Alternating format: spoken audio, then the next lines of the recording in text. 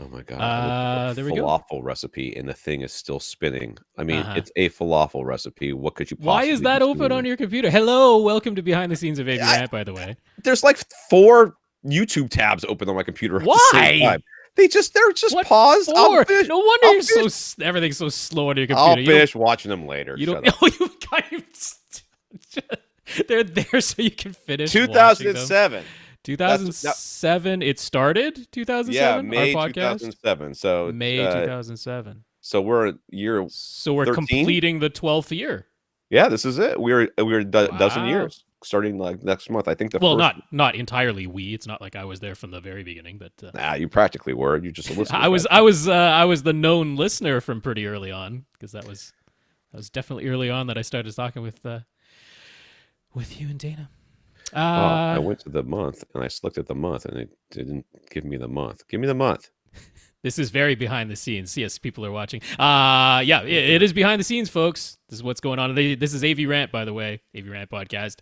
Behind the scenes version, which means you get all of this preamble before we start the podcast. And yeah, you won't see the pictures that we're talking about in the actual video feed of this behind the scenes. However, if you click show more below this video, there's a link there that says pictures shown in this episode, which will just take you to a little Flickr album. So if you want to see the pictures, they are available that way. At least you get some idea. But if you want to see everything put together, the video with cleaned up audio quality and Tom and I side by side in video form and the images coming up right there in the video, then look for the completed versions that I usually post on usually Thursdays these days. That's when it seems to go up.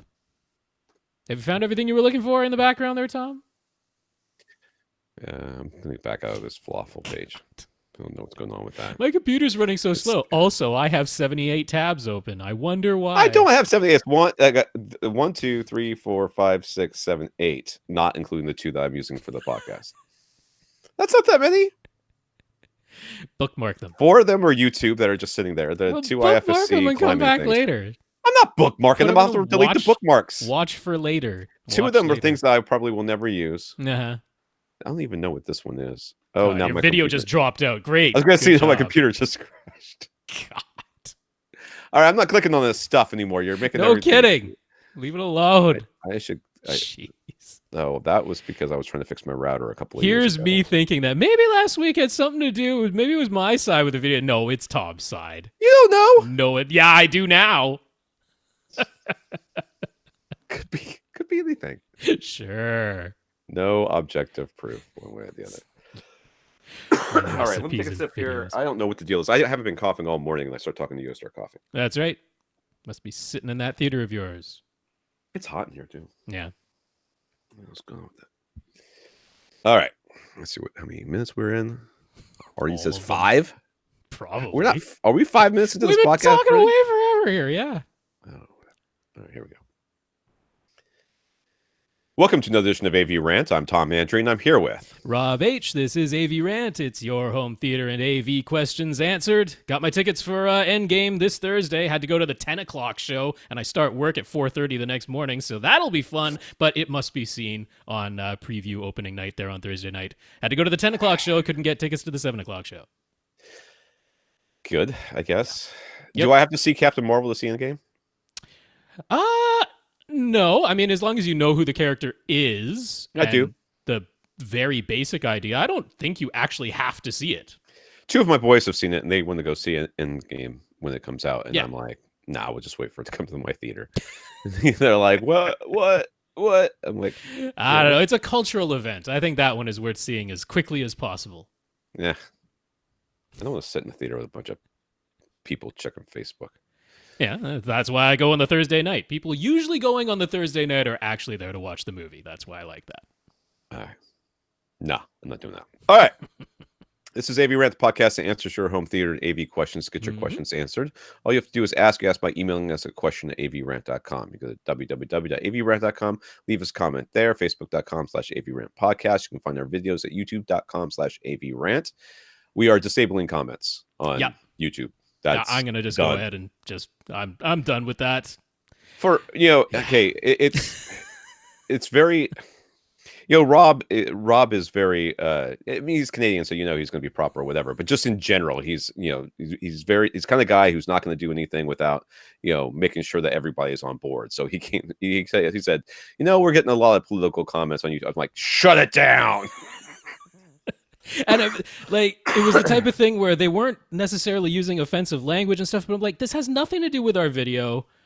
Yeah. You're just using this as a place to spout whatever you want to spout. And it's like, it's not necessarily offensive or whatever, but I'm like, what does it have to do with anything? And I don't want to have to edit all that and deal with it. And we don't answer questions that come to us from YouTube comments anyway. So it's bots, man. Just it's bots and Russian, Ukrainian, who knows what. I don't know. I stopped listening to the radio about a month ago, and my whole life just got better. Yep. I turned on NPR for the first time in forever the other day. And you guys know I don't watch. I have over the air, but TV, but I don't ever watch it. Certainly, I'm not watching the nightly news on it. I don't have cable, so I don't. I'm not inundated with CNN or any of that nonsense. So I just get the littlest a bit about whatever international tragedy is happening. I turn on NPR for the first time today. They're having their twice yearly donation drive. I'm like, shutting that back off. Just don't want to listen to that either, which is probably bad. But so we're not going to do YouTube comments anymore, and I think that's just fine. Well, I mean, how much was it adding to the show anyway, other than occasionally poking fun at something that was awful? So don't really need that. I don't need. Yeah, well, there's that, and it's just there's so many ways to get in touch with us that are legitimate, and we don't get. At least I don't get. I mean, maybe Rob gets a bunch of emails about me complaining about me, but I certainly don't get any emails complaining about me or him. So, it's mostly real positive stuff. Hey, I got a problem. Can you help me? Very. Yep. That's pretty much what we want to do. So thank you very much for giving us content. So no more YouTube comments, but you can find our videos there, youtube.com/AVRant. Contact Rob directly at rob@avrant.com. His Twitter's at First Reflect. I'm Tom at avrant.com. Our Twitter's my Twitter's at avrant_Tom. Twitter too is getting pretty toxic. The last couple of times I've been on Twitter, I'm like, really? Wow, has been that way for a long time. Well, I know, but I mean, the last time I was really active on Twitter was probably about half a decade ago. Yes, and that and back then it was, memes and people, trying to be funny and trying to get, people to follow them for being clever, kind of stuff that got James Gunn in trouble. But now it's just. Wow, I'm angry about a thing. Let me search for that thing. Who can be more offended. Yeah, that's what it's become. I'm angry about a thing. I'm going to search for that thing, and I'm going to be angry about it. And also, who can cry at the drop of a hat? There's tons of messages that I get in my feed. And I'm like, I only follow people I want to follow, but they're retweeting other people, and it's like, why are you claiming that you're crying over this thing? Like, this is just the reaction. I guess that's a meme in and of itself now. Oh, this has made me cry. Like, that's a thing. Whatever. All right. I don't know. People have retreated into their. You won't believe number 3. Spaces. Yeah, I won't believe it because I'm not going to read it because I'm not reading your listicle. So, anyways, let's thank our listeners of the week. To become a listener of the week, you just have to support the podcast in some way. One of the ways you can do that is going to www.avrant.com, click on the Buy Us a Cup of Coffee link, which takes you to a PayPal donation site. PayPal will take your credit card information or your PayPal information and send us however much money minus a percentage for them. So we want to thank Jacob for doing that. So thank you very much, Jacob. Yeah, Jacob, thank you for that donation. We appreciate it. We also want to thank our 80 patrons over at patreon.com. Apparently I can't talk today. 80 patrons at patreon.com, including Jeremy. Jeremy was nice enough to become I guess if he just became one, he became our 80th again. So we're back into the 80s. Woo! We are. So thank you to our 80 patrons. Yeah, that's patreon.com/AVRant Podcast. If you'd like to sign up, think of it as a automatic monthly donation or a voluntary subscription, if you please, as much as you want. We're still waiting for that infinity dollars per month. But yeah, Jeremy Porter was the fellow who wrote in the week that you were away. We mentioned it when Lee was here.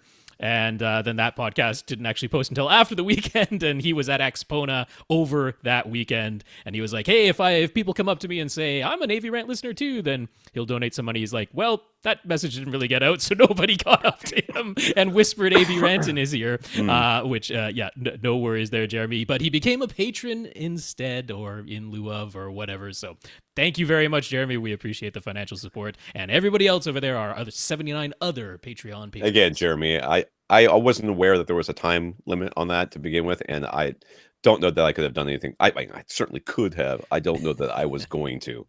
So I'm still recovering from being sick that week. But if you can't support the podcast financially, that's perfectly fine. We understand that. Just if you find some way to support us, let us know what it is so we can thank you. So we want to thank Monty. He made a bunch of purchases and told everybody that it was because of us. He bought from Accessories for Less, Ascend, and SVS, and then let them all know that it was on our recommendation. So thank you, Monty. Yeah, Monty, that's great. Thank you very much for talking us up to all those retailers. And this is a little overdue, so I apologize for that. Christian, one of our listeners, is an audio engineer and has reached out to me and asked if we would be interested in him editing the audio for our podcast for us, because he can't support us financially, which I totally understand.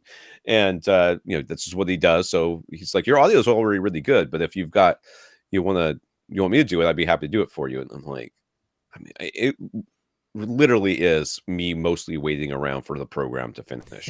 So I'm happy to have him. I guess really, as far as my work is concerned, it would actually be more work for me to have somebody else do it for me than it is sending to do the it files myself. over and having them come back and then posting it all that. Yeah, it ends up being the same or more. So I basically said, hey, it's no skin off my back to do it myself. In fact, it's pretty easy to do it myself. But if you think that there's some way you can improve it, I'd be happy to let you do it. And I haven't heard back from him. But the offer itself was nice enough. So thank you very much, Christian. Yes, we appreciate any offers to help with that. And that's always very nice that people want to support the podcast in whatever way they can. So thank you, Christian. Absolutely. All right, let's get into some news here. We got some more details with the PlayStation 5. These were shared exclusively with Wired. And thank goodness we know that the PlayStation 5 is going to be called the PlayStation 5 and not... Well, actually, they were saying how the person... purposefully did not ever say PlayStation 5. They're like the next generation PlayStation, but they're not going to call it anything but PlayStation 5. Shut up. They went from the PlayStation to the PlayStation 2, 3, and 4. You think they're not going 5? They're going 5. They should. The only reason Xbox did something else is because they're like, well, we can't call ours Xbox 2 when it's PlayStation 3 as the as the system model. All right. I guess this was with Wired. Sure, with Wired. It won't come out in 2019, but it's 2020 at the earliest. Yep. New 8-core 70 nanometer 7 nanometer AMD CPU. New AMD GPU with ray tracing. Ooh, love that when my rays. Yeah, ray tracing is an interesting thing. I mean, we haven't seen that in any consoles before. Right. This is quite a new thing, even on gaming PCs. I mean, was it NVIDIA's GPUs, famously the newest ones, the 2000 series, they're like, oh yeah, we got ray tracing, but it hasn't been widely supported in a ton of games yet. And it's mostly about modeling light, because they use this Industrial Light and Magic would use this for movie things to make sure that the lighting looks correct. Oh, right. So it's that's part of it. But they're also saying it has applications on the audio side as well, because let's say you're trying to be like, oh, should I be able to hear that enemy who's on the other side of the wall? And they use the ray tracing to say, oh, this sound path could find its way to your character's ears, through this window or through this open door or whatever. And so the ray tracing can be used on the audio side as well. So that's kind of cool. So it's going to have custom object-based audio and hardware intended as virtualized surround sound, with the gold standard being the headphone playback. Yeah, so that was interesting that they put it that way. They sort of went out of their way to not say Dolby Atmos or DTS:X. It's like it's their own Sony proprietary object-based audio format that, of course, is going to be being mixed in real time in the games. And interesting that they're not necessarily targeting it at an 11-speaker array. They're like, most people are probably using 2 speakers or headphones, and so it's all virtualized sound to make things come from above you and below you and around you and all that.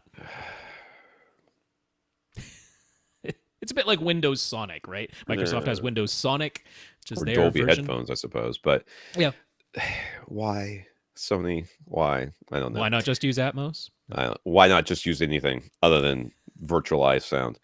Current PlayStation VR will work on the new console. Specialized solid state drive, the hard drive they'll have, to drastically reduce load times, up to 8K resolution output, backwards compatible with PS4 games for now. Maybe unless we change our mind, and it still has an optical disc drive. So yeah, so I mean that's they made a it's point. got of to be that Ultra because- HD though, right? It's got to be Ultra HD. You I can't- don't know. They didn't I mean- specifically say that. You would think just for the storage alone, they would want it to be. If they're gonna Yeah, start I mean, I having don't 4K really and see how- 8K resolution games, you're going to need all the storage. But no, I mean that was a clear thing because so Microsoft just brought out their Xbox One S All Digital Edition, or as we like to shorten that, Xbox One SAD, because that's what the letters work out to. But removing We'll get the X-Bone, the X-Bone SAD. X-Bone SAD, yep. Because they're removing the optical disc drive from that, making it so that it only works with downloadable games, and then all of the things like you've got Google Stadia, which is going to be, you barely even need hardware.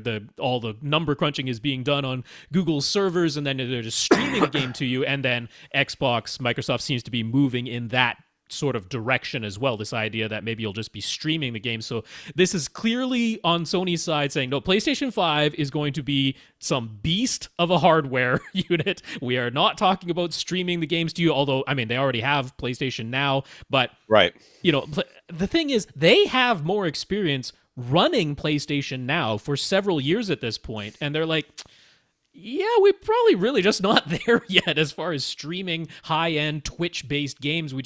We're not there yet, so they're going to put out a powerful machine, and that's where they're going. I mean, I honestly think it's a terrible idea to try to rely on streaming for, a product like this. I mean, it is a product that people are going to buy and expect it to work in their house regardless of what's going on around them. And hardcore gamers don't want to deal with any latency. Oh, lag is like huge. Yeah. So the casual gamers won't care, but they're all going to be like, how come it got blurry all of a sudden? The guy Wired was talking to, he was like, yeah, we pretty much went to game developers and said, tell us all the things you wish you could do. And it was funny, specifically on that SSD, because they were like, yeah, we know it's not really like cost feasible, but is there any way we could have an SSD? And he's like, yeah, we're putting an SSD in there. So who knows, maybe this thing is going to cost $800 at this point, but it might even be more than that. These are their plans. I mean, it sounds like, the thing is consoles become obsolete like almost the minute they come out. There's going to be a computer that's stronger than it, within months, if not at the same time. So consoles by definition, but the key is that with consoles you can develop specifically for the hardware and optimize. You can't do that. I mean, PC, the PC gamers are like, PC, everything's more powerful, blah blah blah, with a wide, tremendous variance and number of variables that there could be in the systems people are playing the games on a PC. Yeah, I don't agree with. PC gaming and everything else is fine. It's I don't care. I don't have like an iron in the fire there. The people. I was just talking with somebody the other day, and I was like, anything that requires you to hate something else in order for you to love the thing that you love, you're doing it wrong. If you love consoles and hate PC, then you're doing gaming wrong. Or if you love PlayStation and hate Xbox, it's like, why? What's the point of the hate part? It doesn't do anything for you. But it looks like Sony's making their bet, and certainly hardcore gamers have reacted positively to this idea. Yeah, there's no way this thing's coming out with all this crap. There's just no way. It's not going to happen. Something's going to give. The backwards compatibility, number one, is like the first thing on the chopping block. Other than that, maybe that hard drive. The PlayStation 4 is all AMD based hardware, so this is the next generation of AMD based hardware. There's no reason why it shouldn't be backwards compatible. You say that, and then there'll be some reason why there is. Their whole reason why. I guess PS4 games will end up on PlayStation Now, and you can stream them. There you go. Well, PlayStation 4 wasn't compatible with PlayStation 3 because they literally had to take the chipset out of PlayStation 3 and put it in the PlayStation 4. Well, because the PlayStation 3 though was radically different architecture. Right. So, that's why they're saying this is very similar architecture to what we were already using. So it's like a very similar is often close enough in computers. All right, Logitech has launched their new Harmony Express remote for $250. It's an Amazon Echo in your hand, including a speaker. It only has 10 buttons plus a direction pad. You do almost everything by talking to it instead. It comes with a hub and an additional mini IR blaster, but the new hub only works with the Express. You can't use any previous Harmony remotes with the Express hub, and you can't use the Express remote with previous Harmony hubs. That's convenient. There's also a new Express app for setup. Same deal, only works with Express remote. You can program 15 devices, but that can also control anything a regular Echo can control, and you can pair it with any other Echo. For completely hands-free control using the Express, requires you to press the main blue ringed button instead of saying the wake word. Well, that is smart. Finally. Yes. Yeah. So waking it up, you have to press the button, which actually, some people are like, well, that's a lot better because when a movie is playing, sometimes you're like trying to shout to your Echo and I can't hear you over how loud your speakers are. Yeah. This thing, you press the button, it knows to listen. So there's that. This wouldn't be to my personal liking because I want something where I have individual device control. Right. I want more hard buttons than that. So, this isn't necessarily for me, but for a lot of people, this makes sense.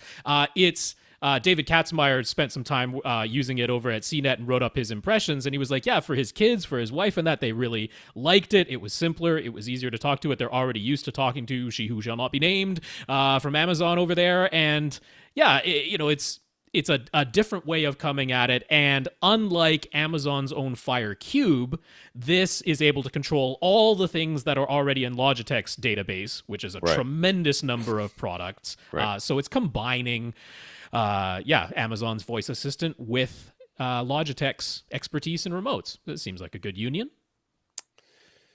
Sure. I guess I don't really have an opinion on it. I'm hoping that Logitech's existing remotes continue to be, improved upon, that this isn't the only Harmony that we have, because I wouldn't be happy if that were the case. Yeah, but as long as they go down both paths. Seems like the zeitgeist right now is a lot of people saying, "Oh, is she listening to us all the time?" Like, there's that. Well, at least it isn't listening until you press the button. So there's that much. I just find it to be so. It's such a pointless argument. I've got friends who have them and won't plug them in, right? Because they're like, "Well, I don't want, Amazon listening to me on." Like, what do you think that they're doing? What are you doing that you think that anyone outside of yourself would care about it? I'm not saying that giving up control over your privacy or whatever is something you should do lightly, but you're kind of being stupid. I mean, if there's microphones on all the time, hearing everything you say in your house, then I would think that somebody would be able to say, somebody would have tested anything by now and said, yes, not only is it listening for the keyword, and then, but it's also sending back everything. There's a data stream coming out of the thing that's sending it back. Somebody would have tested for that and found that was happening, because what would they even do with all that data? What would they even do? What would be the point? Surveillance. Yeah, surveillance. The population. These are the same people who are like, I don't have a Facebook account because I don't want to give up my personal information. Yeah, okay. You know that they tell you to use your real name, but they have no way of knowing if you do or not. You could put whatever name you want in there. It doesn't make any difference whatsoever. This is from Brian. Amazon and Google have decided to reduce their feuding. Amazon Video Prime Video will be coming to Chromecast and Android TV, and YouTube will be coming to Amazon Fire devices later this year. In both cases, Amazon still won't be selling Google Home devices on Amazon.com, though. Whatever. Yep. It's been a weird feud for a long time. You pick up a Chromecast and you're like, oh, hey, I'll, turn on my Amazon Prime Video, and it's not there. Or you pick up an Amazon Fire TV and you're like, yeah, let's check out YouTube, and YouTube isn't there because they've been feuding. So I don't understand I can understand how you can get away with not having Amazon Prime Video, because who really cares? I mean, there's a couple of shows on there that I care about now, but generally speaking, it's kind of garbo. And but YouTube, man, I mean, my kids live on YouTube. But it all started because, Amazon won't sell Google's voice assistant devices on Amazon.com because they have their own voice assistant. And then Google's like, well, if you're not going to do that, then we're not going to let you have YouTube. And so, yeah. But now both of them are like taking a look at Disney Plus coming over the horizon. They're like, maybe we should stop fighting with each other because we're both going to get gobbled up as far as our video streaming services go. Right. Yeah, so I finished the 3 seasons of The Expanse. I don't know if there's any more seasons of The Expanse. I don't know if they're gonna come out with any more of that. It kinda seemed like it was at a stopping point. It was Hmm. really good. If you're into sci-fi and you haven't watched The Expanse, you should. It's sort of like low-end Game of Thrones in space. Okay. It's not quite as deadly as Game of Thrones, but, it's certainly got some interesting things happening in it. So I liked it quite a bit. And now I'm watching Hannah, which is that, Oh, okay. Yeah, on Amazon Prime. Amazon Prime. And the lip sync is sometimes better and sometimes worse. You know. Lastly, in the news, Netflix is beta testing a shuffle mode that's only on Android mobile app at the moment, and it may or may not become a permanent feature. But you can't decide what to watch. Just hit shuffle, and Netflix will play a random episode of a popular show. Yep. So SpongeBob, Maybe. Pokemon.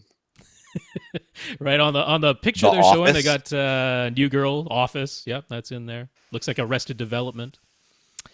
The last thing I want, especially like Arrested Development, which is more, I mean, it's from my recollection, kind of serialized. I Right. mean, it's not like standalone episodes. New Girl, The Office, those are kind of standalone episodes. But Arrested Development, like, okay, what's happening?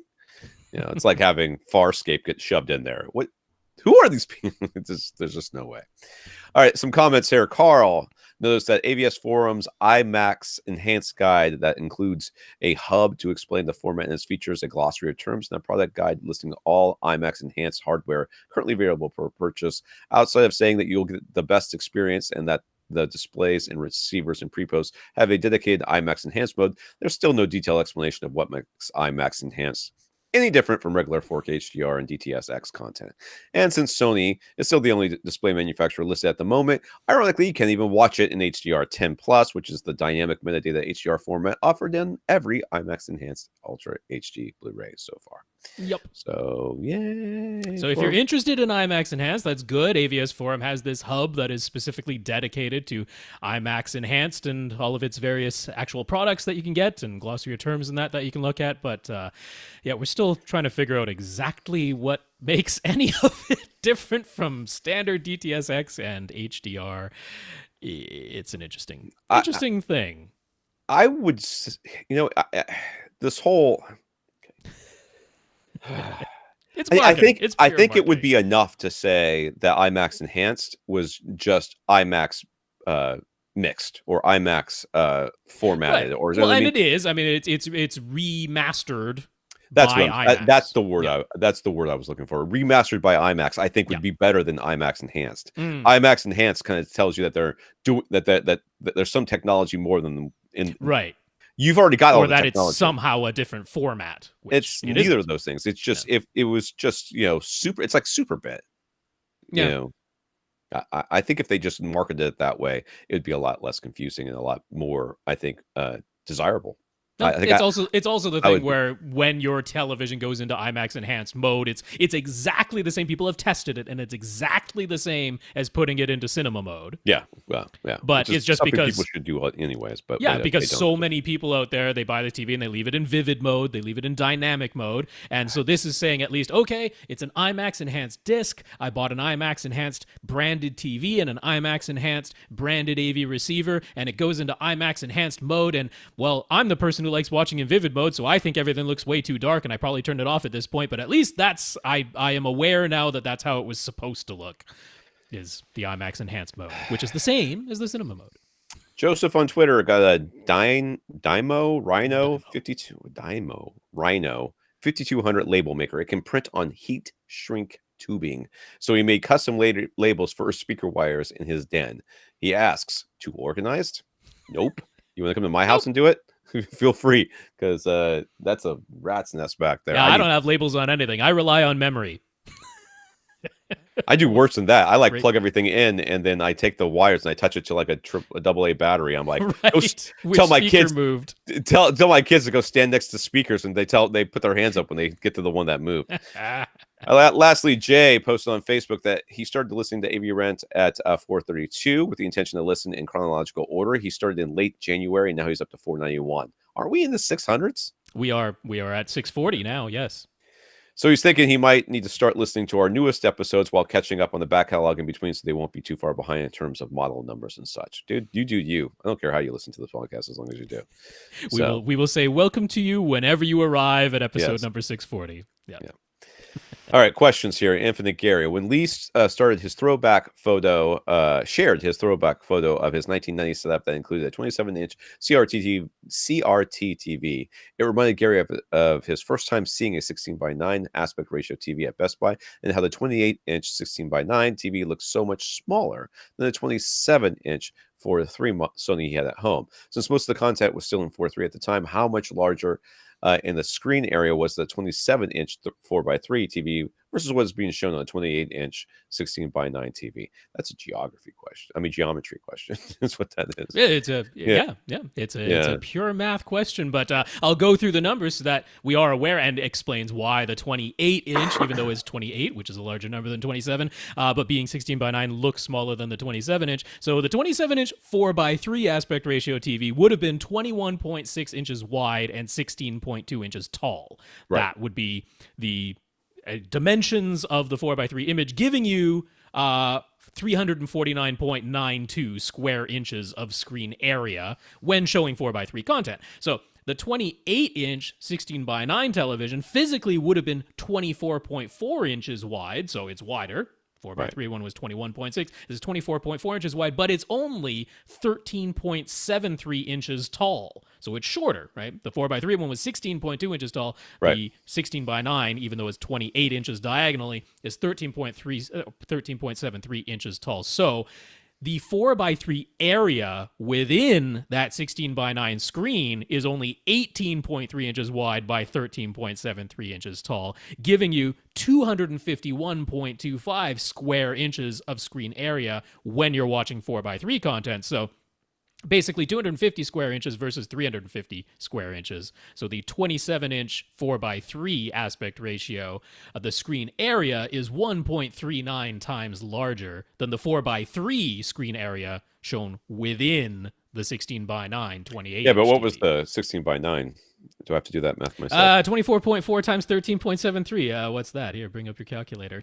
I'm not doing it on my computer. 24.4 times 13.73 gives you 335 square inches. So it was slightly smaller in the overall. It's slightly smaller no matter what.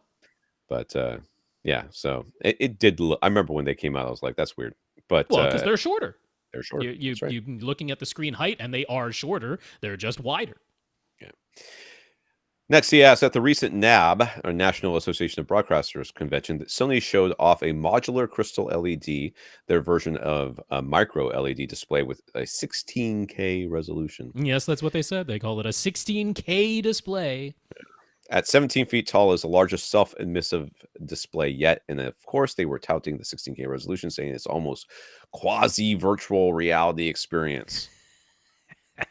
Which is pretty much what they've said since DVDs came out. Like Isn't DVDs, that what we said with HD? HD, it's just like looking through a window. It's almost three-dimensional. When I got my first HD TV, I literally said those words. Yep. I was like, this is like looking out of a window. This is amazing. Right. And then we said the same thing with full HD when it was 1080p, and we said it again with 4K. But now it's almost like virtual reality, looking at 16K resolution. So that even 8K on a big display is almost mesmerizing. That's right. 8K, all of us, we're so blasé with our 8K televisions at this point. It's almost mesmerizing, but not like 16K would be. That's truly mesmerizing until 32K comes out, It's only intended for commercial purposes right now, but it seems to Gary that the march to ever higher resolutions is just an inevitable part of always needing something new to sell to customers. Could 16K displays actually provide any benefit to consumers at home? Would it actually enhance watching a movie or sporting event in your living room? I mean, I still don't think 4K is worth it. So not just on the pure resolution. No, I really don't. I really don't care about the number of pixels at this point. Well, okay, and this is the reality. Okay, so Gary, you're like, oh, they're constantly touting these higher resolutions. Yes, at some point, Joe consumer is going to catch up with Rob and Rob and me, and they're going to realize that those numbers don't mean anything. Yeah, I think we're getting there already. I think already a lot of consumers are starting to be like, 8K, like I don't care. That doesn't mean anything at well, this they point. look at it and you can't see any difference. You can't see any difference between the 4K and the 8K. 8K, you're like, they can't, but most of them can't, including me, unless you're sitting on top of the thing. You can't see the difference between 1080p and 4K. And 4K, yeah. So, the resolution is getting to the point where people are like, I just need to know that it's got good resolution. Same thing with receivers. Remember receivers that used to be like, we have 105 watts. Oh, we have 100 watts. No one really seems to talk about that anymore. It's just like you have to have 100 watts. Once you can finagle the number so you got 100 watts in your receiver, that's enough. No one cares if you have 100 or 110. Well, more than all of that, I mean, this specific crystal LED display that they were showing, it was AV Forums that was highlighting this, so I'm borrowing their image to show here, but it isn't a 16K display because it isn't twice the height. This is 2 8K displays side by side. It's ultra wide, right? It's 17 feet tall, but it was like 62 feet wide. So this is like taking 2 8K displays and putting them side by side. Now, yes, the horizontal resolution ends up being 16K because you put 2 8Ks side by side, but you didn't double the height. So this isn't 4 times 8K. It's only 2 times 8K. Right. It's just you put them side by side. So, yeah, the whole, this shouldn't be any different than if you just split, you drew a line down the middle of this thing and said, oh, there's an 8K display on the left and an 8K display on the right. It's exactly that same thing. So, and it's quasi virtual reality because it's so freaking large. Because it's so wide that it wrapped around you. Yeah, fills your whole peripheral vision. Sure. Okay. That's great. So, yeah, I mean, all of that is silliness. But going back to, I mean, again, this was a modular display. This thing isn't one gigantic, panel. It's a whole bunch of small tablets that are stitched together with no bezels so that you don't see the seams as long as you're about 10 feet away from the thing. And for commercial purposes, that makes perfect sense. But yeah, I'm going back to that same thing of I really don't think exact resolutions are going to matter in the very near future. I do think these modular displays are going to be something that we eventually have in our homes. I think it makes too much sense to not happen. Right? Yeah.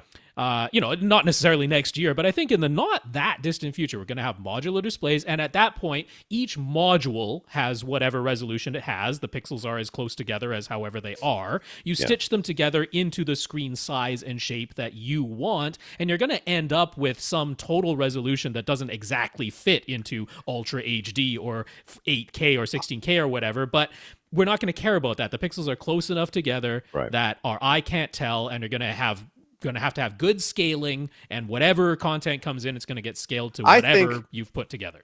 The next, I mean, it's basically the same number, but I think what Rob's saying is right. And I think that the next number that we're going to care about is pixel density. And that's what we're going to be talking about. Like, people are going to be calling this podcast and saying, I'm sitting this far away. What pixel density do I need? Yeah, it could be. And therefore you can buy a cheap display that's a modular display that can be huge, right? And you're sitting 20 feet away from it, so you can't see the pixels, and that's fine. Yeah, and it's something like it's 84 pixels per inch instead of 168 pixels per inch or something like that. Yeah. It's going to be. I think that's that's the new number we're going to care about is pixels per inch. Yeah, or pixels per centimeter, whatever. I mean, come on, metric. Gary came across a YouTube video talking about Sony's use of quantum dots and how they branded it triluminous. Whereas we mostly hear about quantum dot displays under Samsung's QLED brand these days. So is it the case that Sony actually uses the same quantum dot technology as Samsung, but they just call it triluminous instead of QLED? Well, I doubt it's exactly the same, but it's probably similar. I mean, they're all sort of working on the same things these days. Yeah, there were a couple of different quantum dot brands, and so Samsung and Sony used different quantum dot brands and different quantum dot technologies as applied to televisions as well. You can have it where it's kind of like a film over the entire LCD screen, or it could just be almost like a glass tube wrapped around the LEDs themselves, right? So you can say the quantum dots are like right next to the LEDs, and those are edge LEDs. So now we have this sort of glass tube filled with quantum dots wrapped around the LED directly, or we could put a film over the entire LCD screen, or we could put the quantum dots on the glass layer that's past the LCD screen. There's a whole bunch of different ways and places to put the quantum dots, and different companies do it differently. But what is super confusing about Sony's use of the branding of Triluminous is that they have used that branding for many different things, not all of which include quantum dots. I mean, you will find Triluminous branding on their projectors, which clearly do not use quantum dots. Those are using either some of them are using laser lamps, some of them are using LED lamps, some of them are using regular UHP lamps, but where Sony uses triluminous is when they started that because if you go back to earlier LCD TVs, they had these CCFL backlights, these cold cathode fluorescent tube backlights, where that fluorescent light was producing white light, and then it was up to the LCDs and their filters to make the red, green, and blue. Okay. Triluminous came along when they started using red, green, and blue LEDs. Okay. And they're Well, like, we've got three separate colors instead of a white backlight. And then they're like, well, instead of red, green, and blue LEDs, we can have just blue LEDs and then red and green quantum dots. But they still called that triluminous because it's three separate colors instead of a uniform white backlight. And in the projectors, they're like, well, we can take a traditional lamp, but we separate it with a prism into red, green, and blue, and we have three SXRD or liquid crystal on silicon panels, one for red, one for green, one for blue. So again, it's not a white uniform going through a single panel. It's three separate panels with red, green, and blue separated. So anytime that the backlighting system separates into red, green, and blue, Sony calls that triluminous, but it doesn't necessarily mean quantum dots. And they already paid for the trademark, so they might as well just stick with it. So it is confusing branding on Sony's part because triluminous might mean quantum dots, but it does not necessarily mean quantum dots. And in their current LCD televisions, like their Master series, they're up to what the A9G in the OLED series and the Z9G in the Master series for their LCDs. In the LCDs, those aren't using quantum dots. They're using this. I forget what it's a specialized, LED backlight, but it's not quantum dots. So yeah, things change on the Sony side. They just have that triluminous trademark and they apply it to all sorts of different things. Whereas QLED, they are specifically talking about quantum dot combined with LED. That is the QLED in the QLED name. So that at least tells you when it's coming from Samsung, QLED will have quantum dots in it. It is confusing though. Carl, following on from our discussion about day and date movie releases, both in theaters and at home, Carl forwarded an article about Red Carpet Home Cinema, which has quietly been available since December. It started by the former head of Ticketmaster, which doesn't endear me to it, Fred Rosen. And instead of setting a price, he let the studio set the terms, which was enough to get Warner Brothers, Paramount, Lionsgate, and Fox, before Disney gobbled them up, on board. Universal, Sony Pictures, and Disney aren't participating yet, even though Universal was the only major studio that was on board with Prima Cinema, the service that required $30,000, a $30,000 server and charged $500 a movie. Red Carpet Home Cinema requires a $15,000 server laden with tons of copy protection, and the studios set the price for each movie. So far, they've landed between $1,500 and $3,000 per movie. Just hold on a second. $1,500 and $3,000 per movie. When you leave it to the studios, they're like, that's how much a movie costs. Yeah. Mr. Rosen says he isn't trying to disrupt anything and that he only expects a few thousand customers to ever sign up. It's strictly a way to let very wealthy people screen first run movies at home, and it's more like a private club than any type of consumer offering. What are our thoughts? My thoughts is that is dumb. And that, yeah, and it fine, I mean, it seems to me, and I'm no brainiac here. I mean, I'm no math whiz, but $15,000 and $3,000 per movie, you could just buy a showing. Couldn't you just rent out an entire theater for a private screening? Yes, don't think it cost that much more than $3,000 to do that. Now, you might not be able to do it on the first night. Or the biggest possible theater, something like that. But then, I mean, even really wealthy people, their home theaters aren't as big as like a full, like one of the largest places that seats 1,000 people or something. They're not usually doing that. And I mean, you can have a fully IMAX branded home cinema now, right? It's $3 million, but you can do that. So that why not do that? Yeah, but I mean, I think the interesting thing of all of this here to me is that is the price. If you leave it to the studios, that's the price they set. And I don't think it is any shock that it's basically the price it would cost to rent out a whole theater. They're like, this is how much money we expect to make from a single showing in a theater anyway, so that's what we're going to charge you. If you're willing to pay that, okay, we'll let you watch it in your own private screening room instead of a commercial cinema. But we're going to make about the same amount of money either way, is what the studios are looking at. I was like, oh, okay, I mean, it's that just kinda like makes Dottie, sense. like and I haven't seen the new version of Annie, but the old version of Annie, where where Daddy Warbucks says, buy the whatever showing of Yeah. the Rockettes or whatever that thing was. They went to the movies.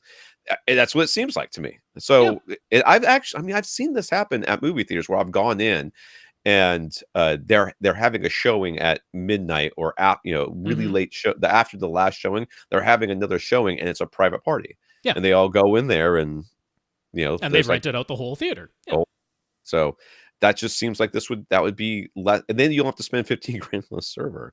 So, but they're saying I don't want to go out to a separate place. I've already built a theater in my home. I just want to show it here. If I want to have some friends over and they view it, well, I don't have to charge ticket prices or whatever, or I can charge ticket prices. The studios don't care. They're making the same amount of money as if they've rented out a whole theater. So okay, but I mean, it's also a clue to.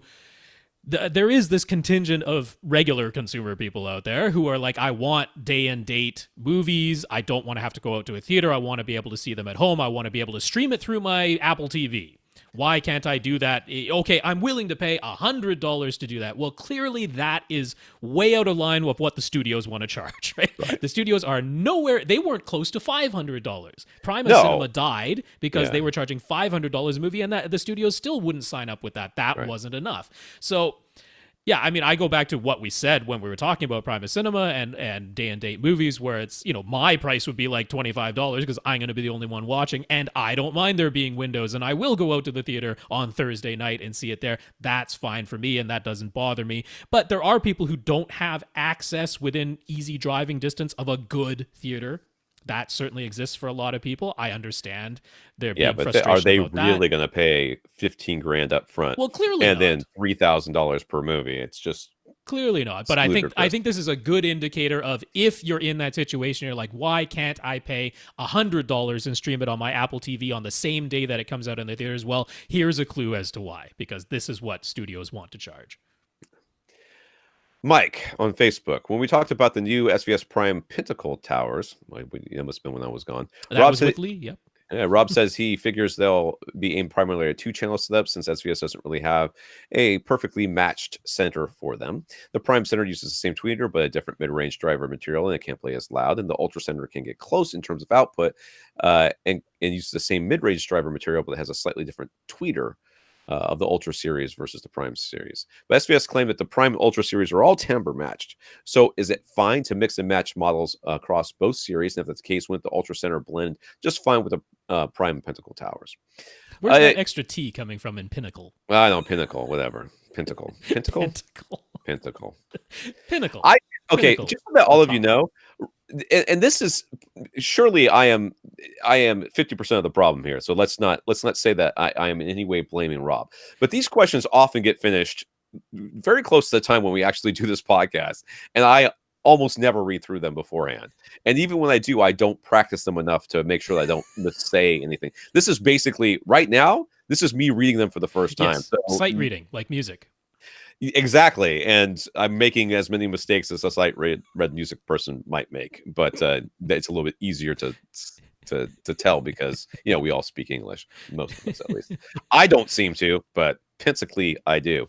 All right, so if the tower, okay, so SVS is most speaker manufacturers, not all, but most speaker manufacturers, they will have timbre matching between lines, and that allows people to mix and match or about as close as they can get, given that the drivers are a little bit different and clearly they have different cabinets, but they're still going for their sound, which might be a neutral, like if you're talking RBH, it's a neutral sound, but you take one of their status speakers and pair it up with one of their EMP tech speakers, and one's clearly much more capable than the other, and it has a much wider range of sounds that it can reproduce that and at different volumes than the EMP tech speakers can.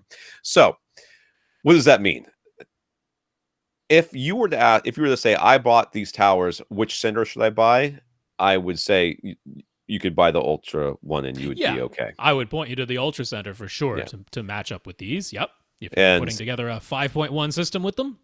I think that they would blend fine. But if you're going to be neurotic about it, like Rob's going to be, then that's probably not good enough. Matching fine is probably not going to be good enough for you. So I was mostly coming at it from the point of, so they've got the Prime towers at $1,000 a pair. They've got the Ultra towers at $2,000 a pair. And now they've introduced these Prime Pinnacle towers at $1,600 a pair, almost smack dab in the middle. And it's like, well, they brought out this new Prime Pinnacle tower speaker, but they don't have Prime Pinnacle Center. They don't have Prime Pinnacle bookshelf speakers. It's just the tower. And so or have they said that they're definitely not going to put anything else out? They have not said anything along those lines. So who knows? Maybe this will be an in-betweener series before, They always had plans for 3 series. When they first announced that their Prime, there was the Prime. That was way back before, that was before they even got bought by the parent company that owns them now, and that was before Gary Yakubian came on board and all that stuff. Yeah, but they did have plans for 3 series. That is absolutely correct. I don't think I'm way off in that they were sort of aiming this at the 2-channel crowd. I mean, even the images that they show are like a 2-channel setup, right? So. I don't think I'm super far off on that assessment, but it's just, if this is the tower that fits the form factor that you want, but you need a little bit higher output capability than the Prime tower offers, but you don't want the form factor and size of the Ultra tower, or this price is just more attractive to you to get higher output, so you go ahead and get some Prime Pinnacle towers as your front, left, right, and then you're like, but I'm putting together a full surround sound system. I want a center that's just as capable. I'm going to point you to the Ultra Center. That makes all the sense, and it's not going to be such a drastic timbre mismatch or anything like that I think you're going to have any sort of big problem with that. So absolutely, I would match the Ultra Center with these towers. The Ultra towers are only like $200 more each, so that's right. But it's $400 more for the pair, so there you go. And it's the form factor. They're considerably larger. They have the wedge shape that you might or might not want, the sideways facing drivers that might or might not work for you. So there's all those types of things. All right, Billy. Billy's got some pictures, I guess, or these are older ones. All right, just to remind us of his theater. Billy ignored the advice of the installers from Best Buy, following our advice instead. Almost always the right thing to do. I don't remember your question exactly, but I think that you did well. He installed the pair of Klipsch Atmos modules he had purchased, mounted them on his side walls, just like regular on-wall surrounds, and he's very happy with them. All his other speakers are Klipsch, including his dual 12-inch subwoofers, and now he wants to upgrade those. He has it in mind that he would like a pair of SVS PB3000s. This room looks like the size of my bedroom. Just not even my bedroom, my kid's bedroom. So when I say SVS PB3000s with that sound, it's not because I don't like the speakers. I just don't think he wants to sit on them. But would they be a mismatch and overpower his Klipsch in-wall speakers? And what's our take? Okay, there's no way that you need 3000. And the PBs are not going to fit in here, dude. You're sitting so close to the walls. Where are you going to put them? You're not going to be able to open the doors. Yes, that just physically they are going to be a problem to situate. So, okay, we don't see literally every side of this room in the images that we have from him, but as far as I know, this is an enclosed room. He's definitely got a door to the entrance. He's got a door that looks like it goes to the equipment closet back where he has put his projector into a recessed space.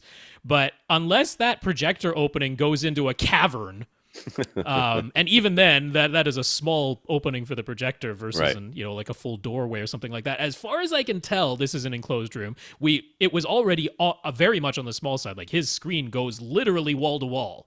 Yeah, that screen is taking up every amount of space that it can. It's acoustically transparent. He has in-wall Klipsch speakers behind his screen. But I mean, this room is barely wide enough for him to put his 3 theater recliners side by side. It's barely wide enough for that, and there's certainly not enough room front to back for more than 1 row of seats. So anything that starts with P from SBS is not going to be right for you. I mean, this is a great case for one of their sealed subs. Both physically, it will obviously fit much more easily one of their sealed models, but also you are getting room gain. There is zero question that you are getting lots of room gain in a small enclosed room like this. And the gradual roll-off that the sealed models offer is perfect match for that. I'm looking at your room. I'm thinking like an SB 1000 probably. If you had come to me and said I want to get some SB 1000s, what do I think? I'd say, yep, those would be fine in there. Those absolutely. But I mean, he's looking to upgrade. I question how deficient, if you want to use that word, your current 12-inch clip subwoofers are, because I am in the same boat. I'm thinking the same thing. This is usually I'm like, oh yeah, buy SVSs because they're the best, and they, a lot of times they are. But in this room with your subs, and the Klipsch 12-inch subs are no slouch. Those are decent They subs. are very, very capable and decent subs, which should have zero problem hitting full reference volume in this very small room size. I think that if you were to buy the SB 2000s, which is the ones that I would point you to if you're looking for an upgrade, you would get an upgrade. I don't know how much of that upgrade you would actually feel or experience or hear. Experience in any way. I think that there might be an upgrade in your mind, but not necessarily something that you feel. I feel like is my.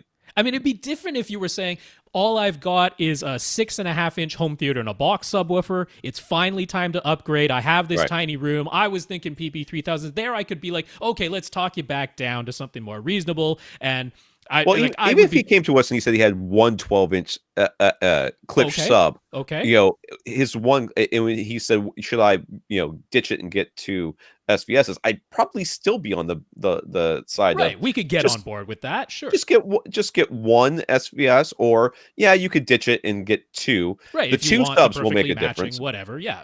The two subs is definitely a doable thing. You've already got two subs. He's already got two, and they're Klipsch 12-inchers, which are not slouches. Yeah. So, I mean, so the question is, what is he actually hoping to achieve? So, I mean, I just wanted to mention, because Brian W. sent in an email. It wasn't a question. He was just letting us know that over on Power Sound Audio's Facebook page, they've put up an announcement about their new model, that there are 3 new models that they're bringing out. It's not on their Power Sound Audio website yet, but they're like, we're just announcing it here on Facebook, so people can put in pre-orders if they want to get it, and those will all sell out. But this is like a dual 18-inch in a massive 3 foot by 2 foot by 2.5 foot enclosure with 6-inch flared ports, and they've tuned the ports to 13.5 hertz, right? And they're like, people have been begging us here at Power Sound Audio for a ported sub with an even lower tuning port frequency, because our previous ones were tuned to like 16 hertz or something, and people want even lower than that. And I'm like, so much of this is only in people's heads.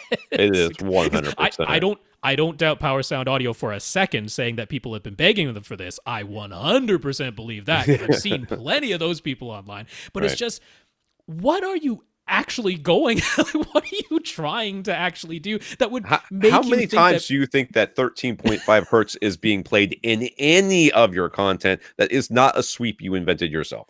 Yeah, there's that. And I mean, coming back to this specific room that we're dealing with, it's what made you think PB3000? It must be, he's looking at the low, the low. It's got to be the extension, not the output, right? There's no way you could be thinking that the output is a problem. So it's got to be the extension. But I'll come back to saying, even though here we're not, you've got to go way below 20 hertz advocates, although both of us have subs that can. I've got PC13 Ultras in a tiny room about this same size as Billy's room. So it's not like I'm against it, don't think it that way. But we're not the people touting, you've got to have this crazy, literally subsonic. Think about the word. It is below what you can hear by definition. All right. So I'm not against it, but I'm not one of these huge advocates for it. That must be what you're going after. But you can, even if that's what you want, you can get it with a sealed sub in this room. Yeah. Because you're going to be taking advantage of the shallow roll-off of the sealed sub and the tons of room gain that you have in an enclosed small room like this. So, I mean, I'd be pointing you at SB 2000s just like Tom would. I mean, again, if we said SB 1000s, I'd be like, that's completely sufficient, but you want overkill, so I would say SB 2000s. Now, maybe he's just like, I want the wireless and the app features offered by the 3000 series that aren't available on the 2000s, and I'm willing to pay it. I'd be like, okay, SB 3000s then. Fine. I could even kind of wiggle my way to getting on board with that. But PB 3000s make no sense in here. From a physical point of view, from an output point of view, from an extension point of view, is just not necessary. I think we need to talk another person off the ledge here. I mean, I really, you've got good subs, and just be happy with it. I don't think you need to upgrade at all. That's right. Neither one of us thinks you need to upgrade, but if you're going to, then the one you're thinking of upgrading to, you're gonna get them. You're literally gonna get them home and go, oops. I can't get these in this room. That's right. Like, there's literally no place in this room where I could put these. Unless he's planning to replace his seats. I was going to say, you could go from 3 seats to 1 seat, and then put them on either side of PB 3000 on either side of you. Sure. There you go. You know what you do? You get a pair of PB 3000s, and you get a pair of PC 4000s, and you use the PC 4000s as the seat backs for your PB 3000s. There you go. Seems reasonable. Christian said he started his home theater journey with a home theater in the box. When he upgraded to non-junky speakers and subs, he found himself wanting to watch all his favorite movies again. There was just so much more impact and emotion with the upgraded sound quality. Now he's upgraded to a 65-inch LG C8 OLED, and he's getting that feeling of wanting to rewatch all his favorites again. The image is stunning. It's also got him replaying some of his old favorite video games, and those have drawn several comments from his friends, including some of them asking what game they're looking at when something they've already played before. That's how impressive and different the image looks. And quite a few games include HDR support that he wasn't really aware of before. So lots of video games are being played on this OLED now. Christian has a C8 channel logo protection turned on, which automatically dims any part of the pictures that stay static for too long. He disables the HUD and any games that allow him to do so, and he tries to make sure that he changes up the image if there's anything static on the screen for too long. So far, no signs of burn-in. And he trusts the reports from reviewers and routines, a year-long burn-in testing. He also went ahead and bought optional insurance on the TV, making sure to read all the fine print, and it does cover burn-in. All right, so the guy has CYA'd. But even with that, it would still be disingenuous for him to say he doesn't have any worry or concern at all. Some of his friends have asked about the TV because games look so good on it, but they're worried about burn-in too. And Christian isn't certain that all of them would be as careful with their TVs. He knows this topic is well trodden already, and he doesn't really have a specific question. But is there anything we could say to further set his mind at ease? And what would our advice be to his friends? And would we tell him to? What would we tell him to pass along to them? Okay, so your mind should be set at ease, because as far as I'm concerned, you've literally done everything you possibly can to protect yourself from burn-in. It really sounds like it. Yeah. I mean, he has clearly done his research. He has clearly thought about this and been like, I'm going to take every step and precaution I can with an OLED TV to mitigate what could potentially happen by playing video games on an OLED. So I guess if these were my friends and they were asking about whether or not they should get a TV like mine to play video games on, I would the thought process that would go through my head is, I know this person, I know what they tend to watch, I know how much they play video games. That's going to dictate what I say to them. That's going to inform my decision. Like, if they play video games all the time, if I go over to their house and their TV is on the news channel constantly, or if they are the type who let their kids play for hours on end, I would sit them down and say, okay, well, these are the concerns, and point them towards a QLED or something like that. Something, the Samsung, if you're in, say, listen, this is your alternative. This is going to give you a picture quality that's going to be similar. Not quite as good, but you will not have to worry about burn-in or any of these other things that we've been talking about. This is as close as you can get without it being an OLED. Yeah. And I mean, I'm looking at most people do not have a television of any type that is the equivalent of the flagship LCDs or OLEDs. Right. And the thing is, now they've gotten a look at your OLED TV, and if they're considering it, now they're looking at that type of price range, which is definitely the upper price range. And you can go right beside that. The same amount of money is going to land you on something like a Samsung Q8 or Q9, their flagship or near flagship LCD. Now, most people, when they were looking at their televisions before, they weren't looking at that price range. It was there. It was always there. But most people just weren't considering it. But now, because they've seen the image that can be provided, they're like, well, that money might actually be worth it. And now maybe they do go look at that flagship LCD TV from Samsung or Sony or somebody like that.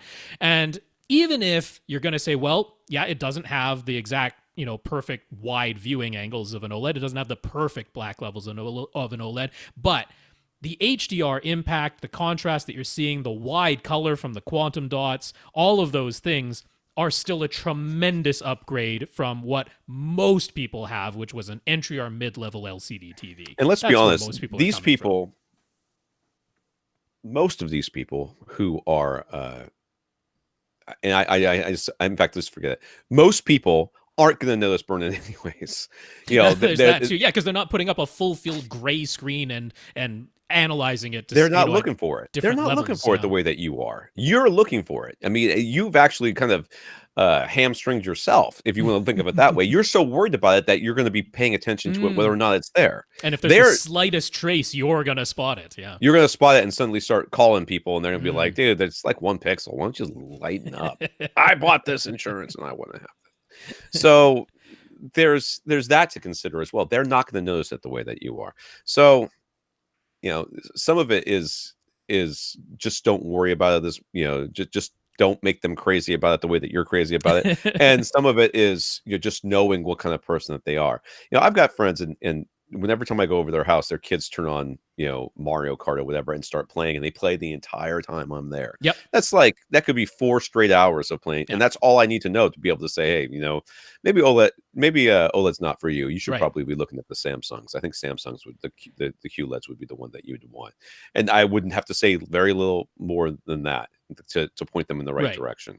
Yeah, no, I think you've actually done your friends who've now seen your TV a really good service, because if you now tell them, all right, you know what, I don't think my TV, my OLED or another OLED is exactly right for you, but I think a flagship Samsung QLED, which is right around the same price, is the right choice. I think what it's done is it's now set their mind to the idea of, oh, maybe that price tag isn't so outrageous, because I really think most people before were just like, all of these are LCD TVs. Why am I going for the one that's $2,700 when there's this one that's $900 and they both say 4K and they both say LCD? So what's the difference? Well, there is a difference. And now they're more inclined to understand why they might pay $2,700 instead of only $900 for two TVs that both say 4K. Because for most people, all they saw was 4K. And they figured anything that's 4K has got to be the same as anything else that's 4K. But we know there's a whole lot more to it, and 4K is almost the least meaningful thing in all of this. I would much rather have a 1080p TV with the contrast and HDR and wide color capabilities than one that says 4K and doesn't have any of those things, right? So I think you've done them a service in setting their mind, and I would tell your friends to look at a Samsung QLED, because I don't think they will be disappointed by that. But get like a Q8 or a Q9. All right, John. John would like to install a pair of speakers in his garage. He'd like to be able to crank up the volume sometimes, so high output cut capability desired. He'll be using a assignable Zone 2 binding post on his AV receiver to power these garage speakers, so no gigantic separate amplifier. And he'd like to keep the price tag to $200 for the pair, although he could wiggle up to $250 if that would be super worthwhile.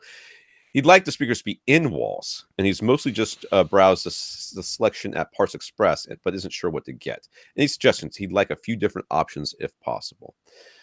In wall? In walls in a garage. I have a big problem with that. Well, yeah, I would be looking at those Yamaha outdoor speakers that we recommend on the regular. Those are self-contained. They're sealed. They come with a mount that you can just screw right into the wall there. And they are weatherproof, so you can leave them out there forever, and they'll be fine. You can leave your garage door open. No concerns about that either. Yep. I mean, so if you're looking for in-wall speakers for your garage, and Rob's going to have sound leakage issues. Oh no, I'm not worried about the sound leakage at all. I'm worried about code. Garages and off gases are a big deal.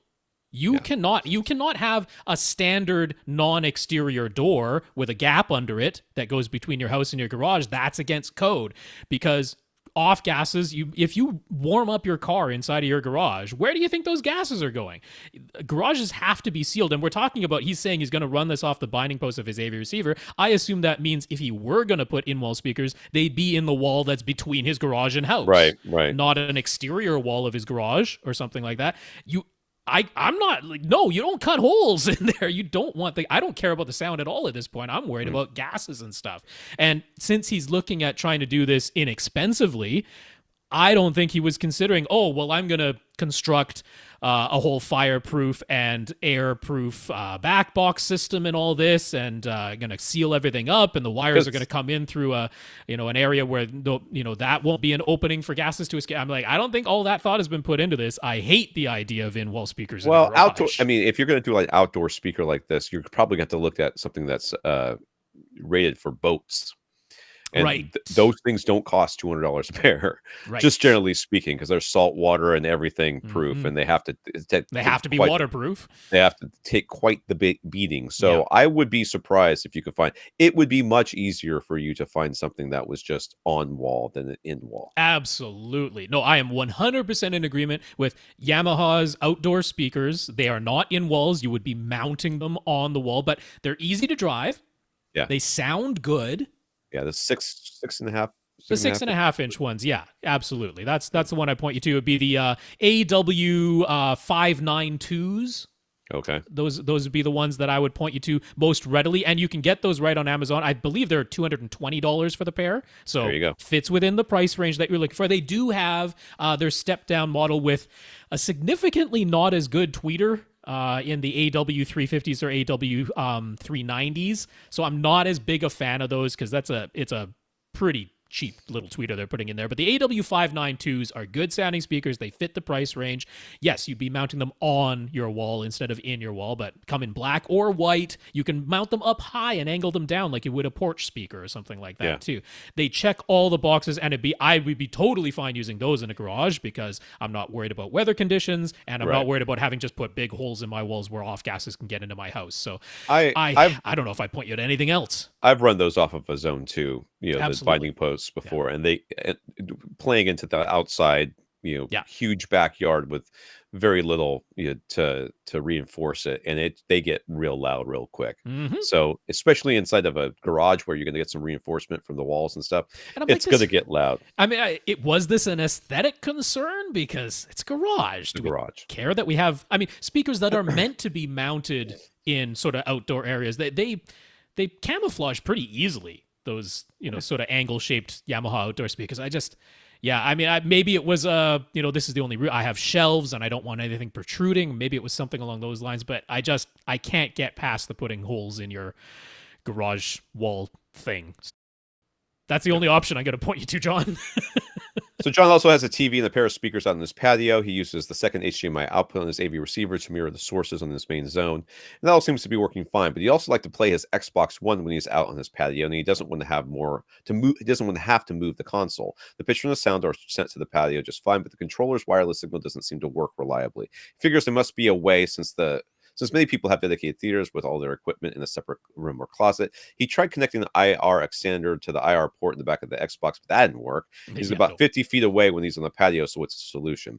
Well, they're not IR. They're RF. They are not IR. Yeah, they are an RF connection. The ones that you get with an Xbox One S or Xbox One X do have Bluetooth built in, but it isn't actually using Bluetooth to communicate between the controller and the Xbox One. They put that in there so you could use it with an adapter on your PC. You can get a Bluetooth adapter on your PC and use an Xbox One S or Xbox One X controller that way with Bluetooth. But between the Xbox One console itself and its controllers, it's a proprietary RF signal that it's using. And there's nothing you can do. There's nothing you can do. Like if you call Harmony and you say, I want to control my Xbox with my Harmony remote, and the same with, they'll say, okay, well, that's fine because it uses, there's an IR port on it. Like, oh, but I want to use, I can't use IR because of this, and this. Well, I mean, interestingly, the IR port on the backs of the Xbox was actually to connect to an IR blaster. Right. But they So have IR. that was to They have send IR IR, out of the Xbox, not in. but they have an infrared receiver on the front as well Is there? that you can use. I think so.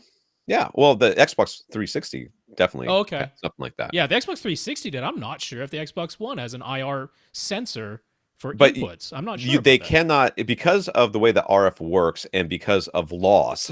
Basically, you can't.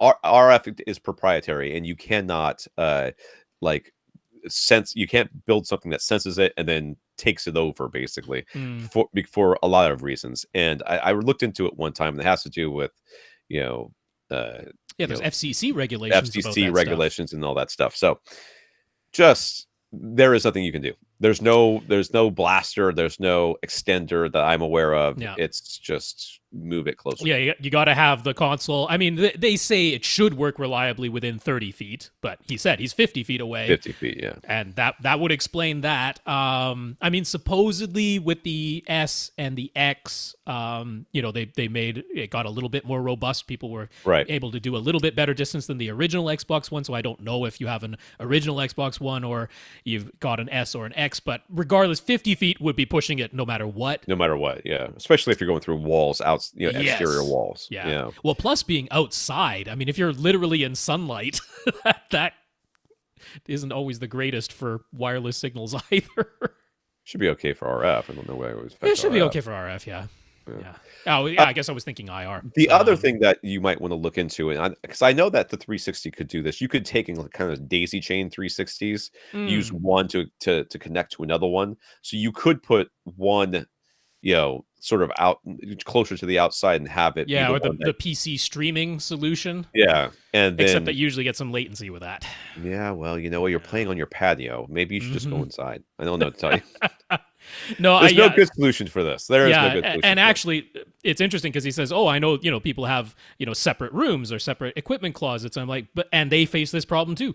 Yeah, that hasn't been solved. We had that fellow who was saying he ended up running two 60 or 70 foot HDMI cables because he needed to put his Xbox One in his theater, run a super long HDMI cable all the way over to his equipment rack in another room to his AV receiver, and then back from the AV receiver to his projector. So he ended up with two huge long HDMI cable runs because he needed to have his Xbox One in his theater with him to make the controllers work. No other reason. It was for the controllers. So yeah, we don't have an answer. Nobody else seems to have an answer. You just got to move that console closer to you.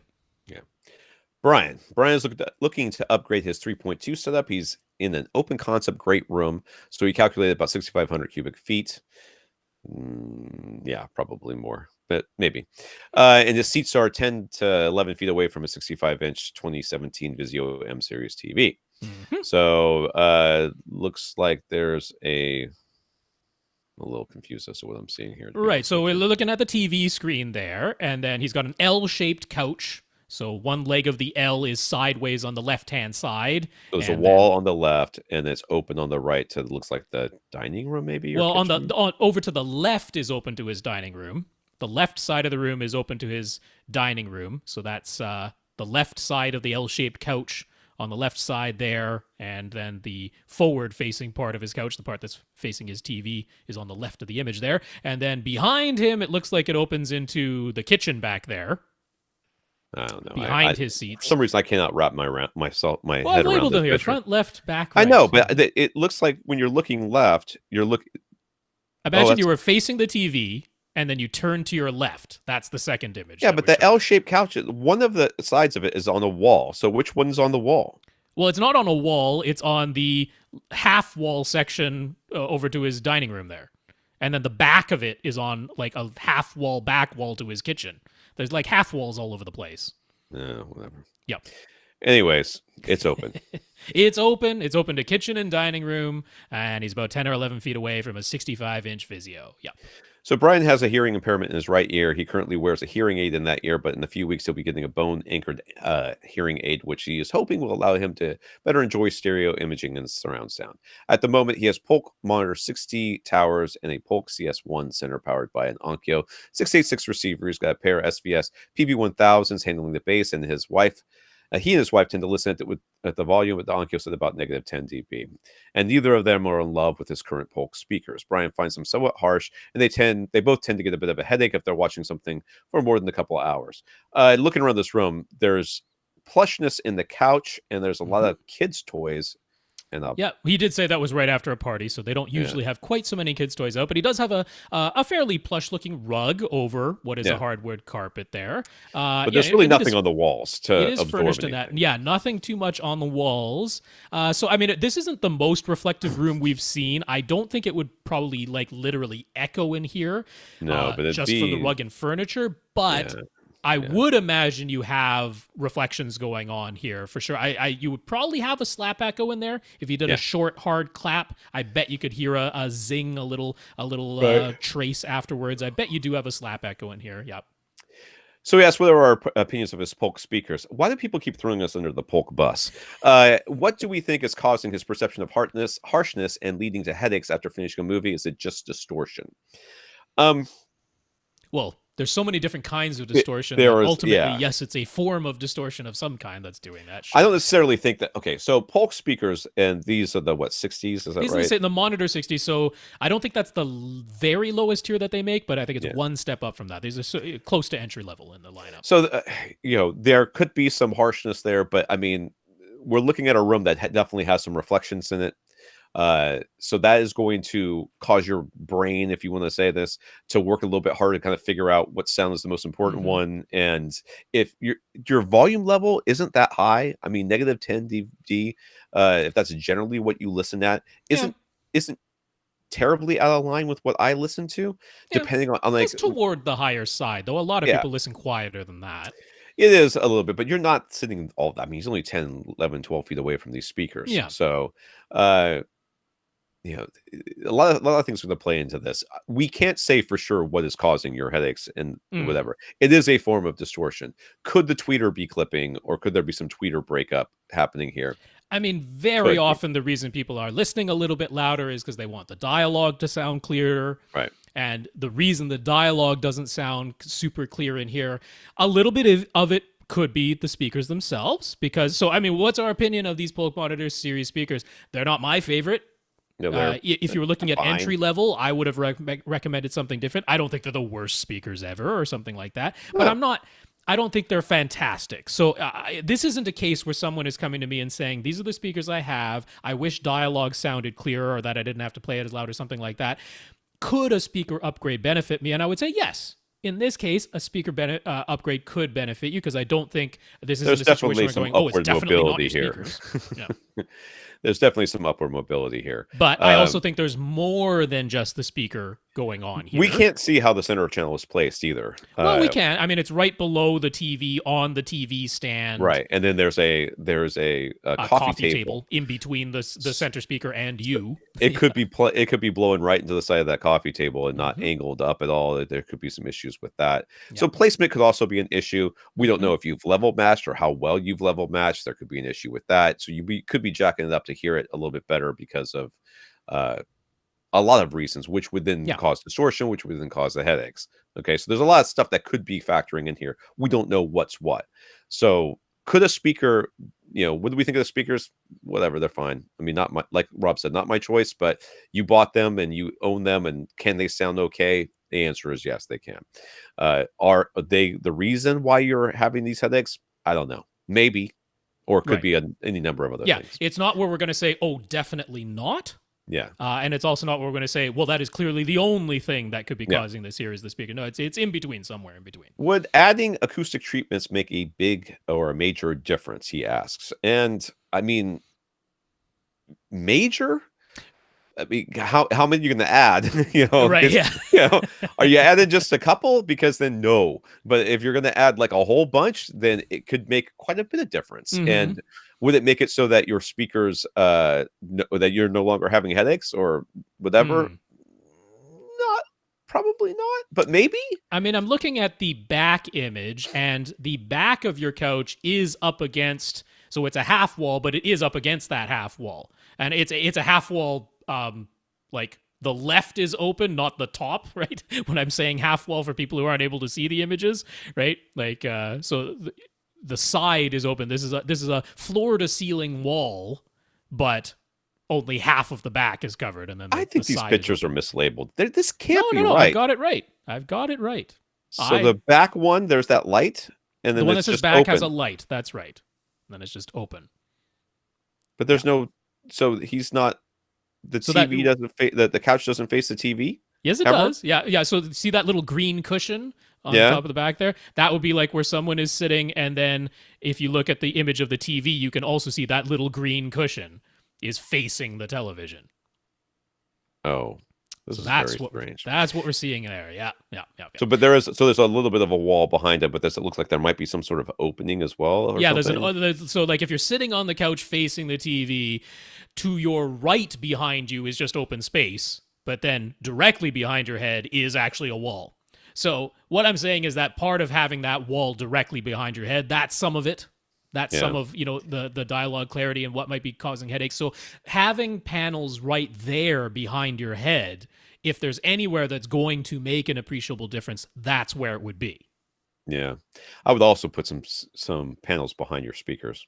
Yep, behind your speakers on the front wall. That could also help. On the left wall there by that little hallway, maybe. Well, there isn't much of a wall on the left, but yeah, by the hallway. And then the right side looks like it's got windows in that. So I'm not too concerned about the sides. I'm more concerned about back particularly. So yeah. Would it make a major difference? I don't know that it would make a major difference, but it certainly would help things. But like we remember in Christian's case where, you had ELAC speakers where we're like, I don't think it's the speaker's fault.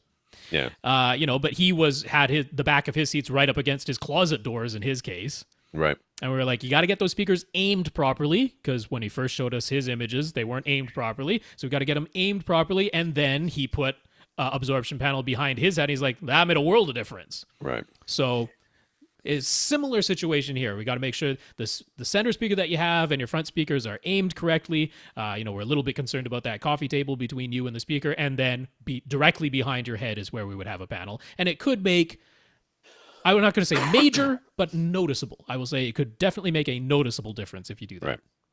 So he put the two subs on the other side of his TV, and we found our podcast a couple of months ago. So now he's considering playing with our placement after some more after listening to us for a while. But he has a measurement mic and took some measurements with RoomQ Wizard, and in his open concept room, the results look good, even with both subs up front. Mm-hmm. He's still considering changing their placement though, and one idea is to move one or both of them behind their couch. That would move the couch a little closer to the TV, and since this is a pair of PB1000s in a 6,500 cubic foot space, he knows full pressurization isn't happening, but maybe he could get a little more tactile feeling with the behind the couch placement. So what do we think?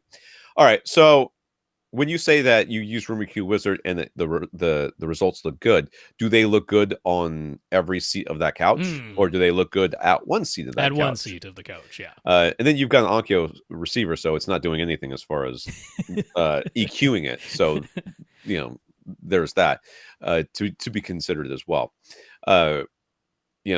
Just taking measurements at one position tells you about that one seat and nothing else. Right. So there could be something going on there. Putting it behind, first of all, if you got your couch off the back wall and then put that subwoofer back there, the subwoofer back there, and a treatment back there as well, you could be getting some benefit from the treatment, a little bit more benefit from that treatment, a little bit distance between you and that treatment, so that the sound has to bounce through it twice and then come back to you. Losing more energy as it does so and becoming less powerful. I'm always in favor of something that gets your seat off of the back wall. I'm always in favor of that. Will the subwoofer shake your couch? Because that's the tactile feeling you're looking for. It can. It should. I mean, it'll be right there. It depends on how loud you turn it, I suppose. Yeah, I mean, the kicks in the 60 and 80 hertz range. Yeah, it'll kick a little harder with it being right there. Again, if you're happy with the results that you have right now at your seat you're listening in, I'm loath to say change things around, especially in the open concept room where we don't know where the right place to put the subwoofers are. This is not necessarily as easy as it is in a rectangular room. That's or right. Yeah. No, and it's not like this is just an open, gigantic rectangle. This is an irregular shape. You've got partial hallways, walls all over the place. So the way the sound waves are bouncing around in this room is nigh impossible to predict just from looking at it. You know, my thing would be, don't move the subs now until you start dealing with some of the other stuff. Like once you've got everything else kind of sorted out, then I would maybe say, okay, well, let's play around with these subwoofers and see what we can do. I might pull the couch, okay, I want to see what it's going to sound like if I just pull this couch off the wall and do nothing else, just to test that. Yep. And I know it's a big couch and it's going to be a pain, but yeah. You know, no, I'm all in favor of getting the couch off the back wall. So, and we haven't really talked about it, but the fact that he's going to get a hearing aid change in his near future makes me say, don't do anything until you've done that. Like, I wouldn't make any purchase whatsoever until I had got this hearing aid change, and then you would maybe find out, hey, I've had it up to negative 10 dB because I can't really hear it in this one ear, and I was compensating. And my wife's just super nice and has gotten used to listening to everything really super loud. And now I'm wanting to turn it down, and she's happy as well. The things if I were in your theater, if you called me over and said I'm having this problem, the first thing I would do is I would check the level match of all your speakers. Yep, that would be the first thing, including the subs. Yeah, including the subs. You're like, I put them both up front. They're the same distance, so I set everything the same between them. I'm like, it's not always the case. That's not always the case. One of those might be significantly louder at your seat than the other because of the way bass acoustics work. Yep. I would then check the orientation of the center channel to make sure the center channel was. Another thing to mention is I don't see any type of damping beneath that sub on that TV stand, which can make it's ridiculous how much of a difference that makes. Mouse pads, man, mouse pads. Not expensive at all, but something squishy beneath your center speaker. Right. I would then pull the couch off the wall and take like or I might be even before I do that, just take a comforter and put it behind your head and have you listen to some stuff again. Yeah. Then I would pull the couch off the wall and do the same thing. And then I would start talking to you about speaker upgrades. So agreed. Yeah. That would that would be the order of operations for me.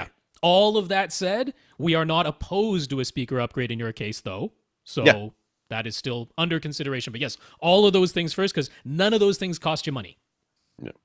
So what we recommend is a speaker upgrade. He wants to focus on the front 3 speakers for now. He does have a pair of DefTech Pro Cinema 60 satellite speakers on hand. They could use a surround since he would like a 5.2 setup.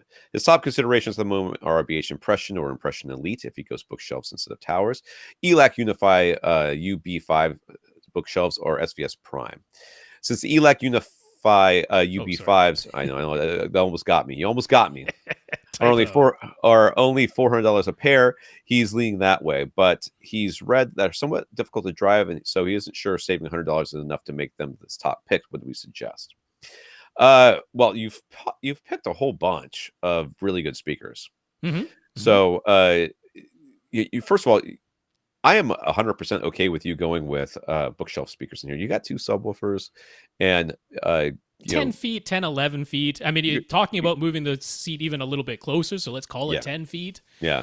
I don't see you needing to super overdrive these speakers. And honestly, after you finish with a speaker upgrade, the next thing you should be upgrading is your receiver so you can get some room correction that can make me actually help you in here. So, I really don't see an issue with you having towers or bookshelves versus towers. So you should be able to save some money that way, though you will need to buy stands. So you have to factor in the stand costs as well. Unless you're handy and you can make your own. DefTech Pro Cinema, I mean, whatever speakers you want to use for surround speakers is fine as well. I mean, you've got I mean that can always be replaced later if funds become available. So we're not super concerned about that. Yeah.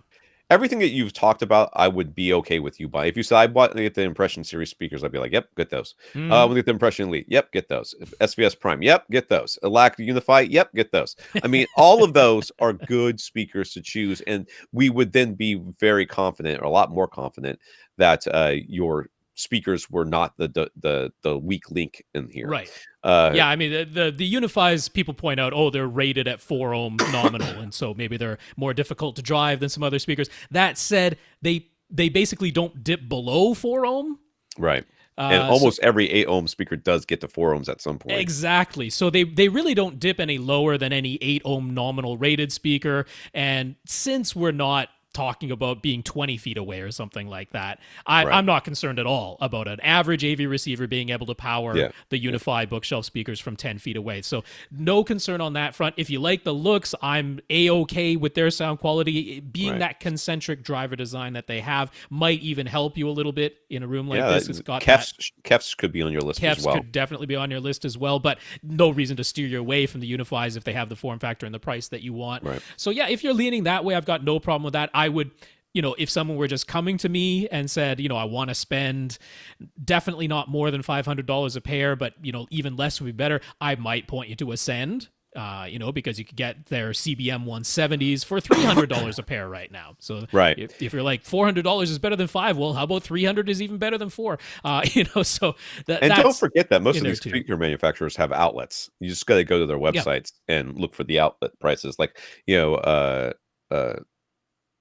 the Aperions that I have, the Varus ones, there's constantly ones in the outlet store that they have, and you should have no problems getting something like that there. But I would say, like, the Ascends, one of the reasons they're less expensive because they are very just plain black boxes, and the Unifies look nicer. So if that was part of why you like them, then, if you're looking for pretty, RBH is sort of the the best game in town as far as pretty goes. The Impression series for pretty at a lower price.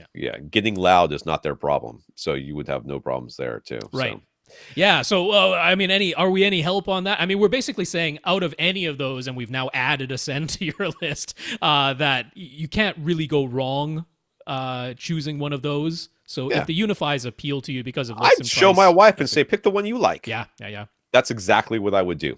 I would show my wife and say, listen, I'm fine with any of these. And price-wise, they're all about the same. Which one do you like and why? And then pick that one, because I think that in the end you're going to end up with a speaker that sounds real good.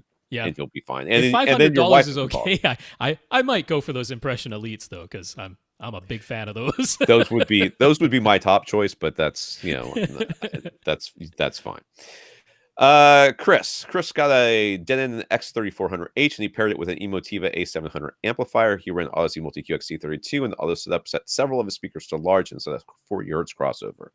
He didn't tell us what speakers he has. He immediately switched all to small with 80 hertz crossovers. When he made those manual speaker setting changes, all of the sounds below 80 hertz really are all of those sounds below 80 hertz being sent to his pair of subwoofers. He could swear he is missing some mid bass now. In your brain, I mean, unless no, not just necessarily that. So it's not all. I mean, it's not like a brick wall filter. We've talked about this before. There's some of the sounds that are above that will be going, so the sub will be picking up some of those, and some of the sounds that are below that, your speakers will be picking up as well. I mean, if you really don't like the subwoofer setting, the crossover setting, you can change it. I don't know that, what exactly is going on here. What speakers is he running? He didn't tell us that. Oh, ELACs. Yeah, this is Chris. So he's running some ELACs. Okay. Well, I don't understand why they would set it to 40 hertz. That's ridiculous. No, I mean that's super common though. We see that all the time. AV receivers are run it again, and they'll give you a different crossover. I think possibly. I swear it does. But no. So I mean, I don't know if I should wait till the end to say this, but sweeps. I always come back to playing sweeps because do that. Yeah. What I want to happen is it shouldn't sound as though there's a difference between subwoofers and speaker, right? They are one speaker playing together. You just happen to have turned a two-way or a three-way speaker into a three-way or a four-way speaker. That's right. And move the box from they're not co-located anymore. You happen to have located the deepest drivers in a different physical location, but they're still acting as one. So if you play a sweep, it should just be a linear sweep from top to bottom. And what you can sometimes do is you play a sweep through just the speaker, and you see how low it can play before you start to hear uniformity differences, move from seat to seat as this sweep is playing on repeat through just one speaker. And you will notice that you might get down to 120 hertz and start to notice that there's differences from seat to seat, which would then necessitate, if you're able to, raising the crossover, not lowering it. So I want to find out how low do my speakers play on their own before I start to get uniformity differences from seat to seat. Then I want to be playing the sweep on repeat through my subwoofers and making sure that I'm getting linearity in their response and uniformity from seat to seat. As long as I have that, now I can combine that information to set a crossover point that is at or above the point where my speakers start to become non-uniform. Right. As long as I've made sure that my subwoofers are able to play that high while being uniform. Now you play them together and you listen to that sweep. And if that sweep is linear from top to bottom, now that you've gone through that process, now if you're listening to stuff and going, sounds like I'm getting less mid-bass, well, congratulations, you've just discovered that your old setup that you were used to had a mid-bass hump, which is very common. Yeah, it's funny when, and it's just like the same sort of thing that happens when you get a second subwoofer. Yeah. You had that one subwoofer and you're used to the way that one subwoofer sounds, and you properly I was used to this massive boom in this song, and where did it go? Oh, I remember with that flyover with the Clone Wars with my single EP 500 from Axiom, and the Clone War at the very beginning, it would fly over and everything in my house would shake. The lamps would shake, things would shake like crazy. I'm like, woo, bass, I got speed the bass. Excuse me. And then I put the second subwoofer in, it flew overhead. I was like, nothing's shaking. Certainly not. How comes nothing's shaking? And then all of a sudden I'm like feeling it in my, everything. I'm like, oh my goodness, like the couch is shaking. I'm shaking. My teeth are rattling my teeth are rattling, but the lamps aren't shaking. I don't hear it the way I was hearing it before. And it's the same sort of thing. So, it's like going from I've had a pair of headphones for a very long time, and they're Beats by Dr. Dre, and now I checked those other headphones, and I'm missing a bunch of bass. What happened to all my bass? Well, it's back to normal because it's no longer being bloated by your crappy headphones. So I feel Beats by Dr. Dre are one of the few things that I want to just physically, like, people as I'm walking by them on the street, I just want to like grab them and just throw them on the ground. Well, I also just want to walk around with a pair of scissors and clip the cords on every pair of Apple earbuds that I see. Or just knock the stupid AirPods out. Oh my God. The new Air, the little ones without the wires. Without the wires, yep. Those are the best thing that they've ever created. They're better than the dongles. People lose them all the time. Yes, they do. Oh my God. It is like a constant source of revenue for them. People replacing those stupid headphones. It is so stupid. I hate them because when I walk by somebody wearing AirPods, I'm like, I'm hearing more of your music than you are. Because they leak so much sound, and what's going into your ears. All right, we're going off topic here. We are going supposed to be done right now, so let's go. So he also thinks Odyssey might have boosted his high frequencies, which, okay, as he's finding the sound a bit sibilant, which was never the case before. He tried putting the X3400H in pure direct listening mode, and he thought things sounded better that way, both the treble and the missing mid bass. He hasn't spent the $20 to get the Odyssey editor app because he isn't certain it will be able to help. Can we assure him that the editor app be worth its price? All right, so this is more and more sounding like you were used to the way that your room sounded before you got all this stuff and then set it up properly, and now you're worried that it's now no longer good. If anything, like the ELAC speakers, they roll off on the top end, so them being sibilant would be very surprising to me. I mean, they have Odyssey might have boosted that treble to try and compensate for that high frequency roll off. That is entirely possible. So I mean, if you are sounding more and more like a person that the Odyssey editor app was created for. Yes. You are the type of person who's going to play with it. My suggestion is don't buy it for a month and live with this thing and try to get used to it a little bit. Because when you went to pure direct, you're now no longer hearing Odyssey. That's right. You're no longer hearing your subs. You're no longer hearing a crossover. There's no crossover at all. So now you're back to the way it was, before you had your subs properly placed and everything. And this is now you're hearing all the room effects, all the lack of low bass because there's no subs left, and the bass that is being played is coming from the wrong place, so it's getting weird humps and dips all over the place. Yeah, no, you got to play some sweeps because sweeps will, if nothing else, they'll reveal to you is your current frequency response linear or not. Now, you're under no obligation to prefer linear response, but you need to know whether or not you're getting it because that has to be the baseline from which we start. If you listen to that sweep and you're like, yeah, that's actually really even from top to bottom. It's like, well, you just weren't used to it before. You're under no obligation to prefer it, but at least you know. So you got to play yourself some sweeps. Yeah, I'd play a sweep with Odyssey on, and then I go the Mm-hmm. pure, and then I go the pure direct mode Mm-hmm. and play it then and see what the difference sounded like. Yep. If one sounds basically the same volume all the way across, well, you're there you go. And if one doesn't, Yep. then that's why you're having problems with preferences here. He says if he doesn't want the Odyssey to be applied to the high frequencies, where should he set the high frequency correction limit in the editor app? He thought he heard us say 600 hertz. Is this correct? 600 hertz I don't sounds recall kind of specifying a low. number because it's Yeah, I mean, so the theory that's like way goes, below the tweeter. I mean, that's like and it's also way above where we would if we're only correcting bass. So yeah, right, I'm not sure. Throw that number out of your head because we wouldn't say that anyway. I mean, the theory goes for the people who are like, oh, you shouldn't correct anything above the room's transition frequency. So right. that would normally be around 250 hertz. Yep. That's where most 8-foot tall rooms will have their transition frequencies around 250 hertz. So you could try that. But again, I'm going to say you listen to some sweeps. And if you're discovering that, oh, Odyssey has actually applied a high frequency boost, or maybe you play this sweep and it sounds quite linear, but it still sounds a bit harsh and sibilant because it is correcting for Right. the little bit of high frequency roll off and the speakers are just starting to distort a bit when you boost them back to true linearity.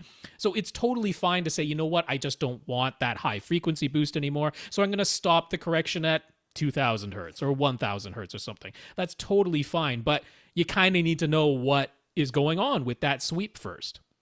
Yeah. All right, we're gonna do Monty's question. I think we're gonna be done after this because it's a long one. Maybe. So a quick reminder about Monty. Monty lives in Paradise, California, and like most people who live in Paradise, California, his house burned down during the wildfires. So we're sorry, Monty, but new home theater, yay. So we made some suggestions for home theater equipment to replace his former setup, and since he's in rental for the time being, we recommend a purchase that he can use right now and then easily repurpose once his house is rebuilt. So he bought a 55-inch LG C8 OLED in Marantz NR1608 Slimline receiver from Accessories for Less, and a pair of Sierra 2 speakers from Ascend, and a PC2000 cylinder sub from SVS. He emailed a bit with Gary Yakubian.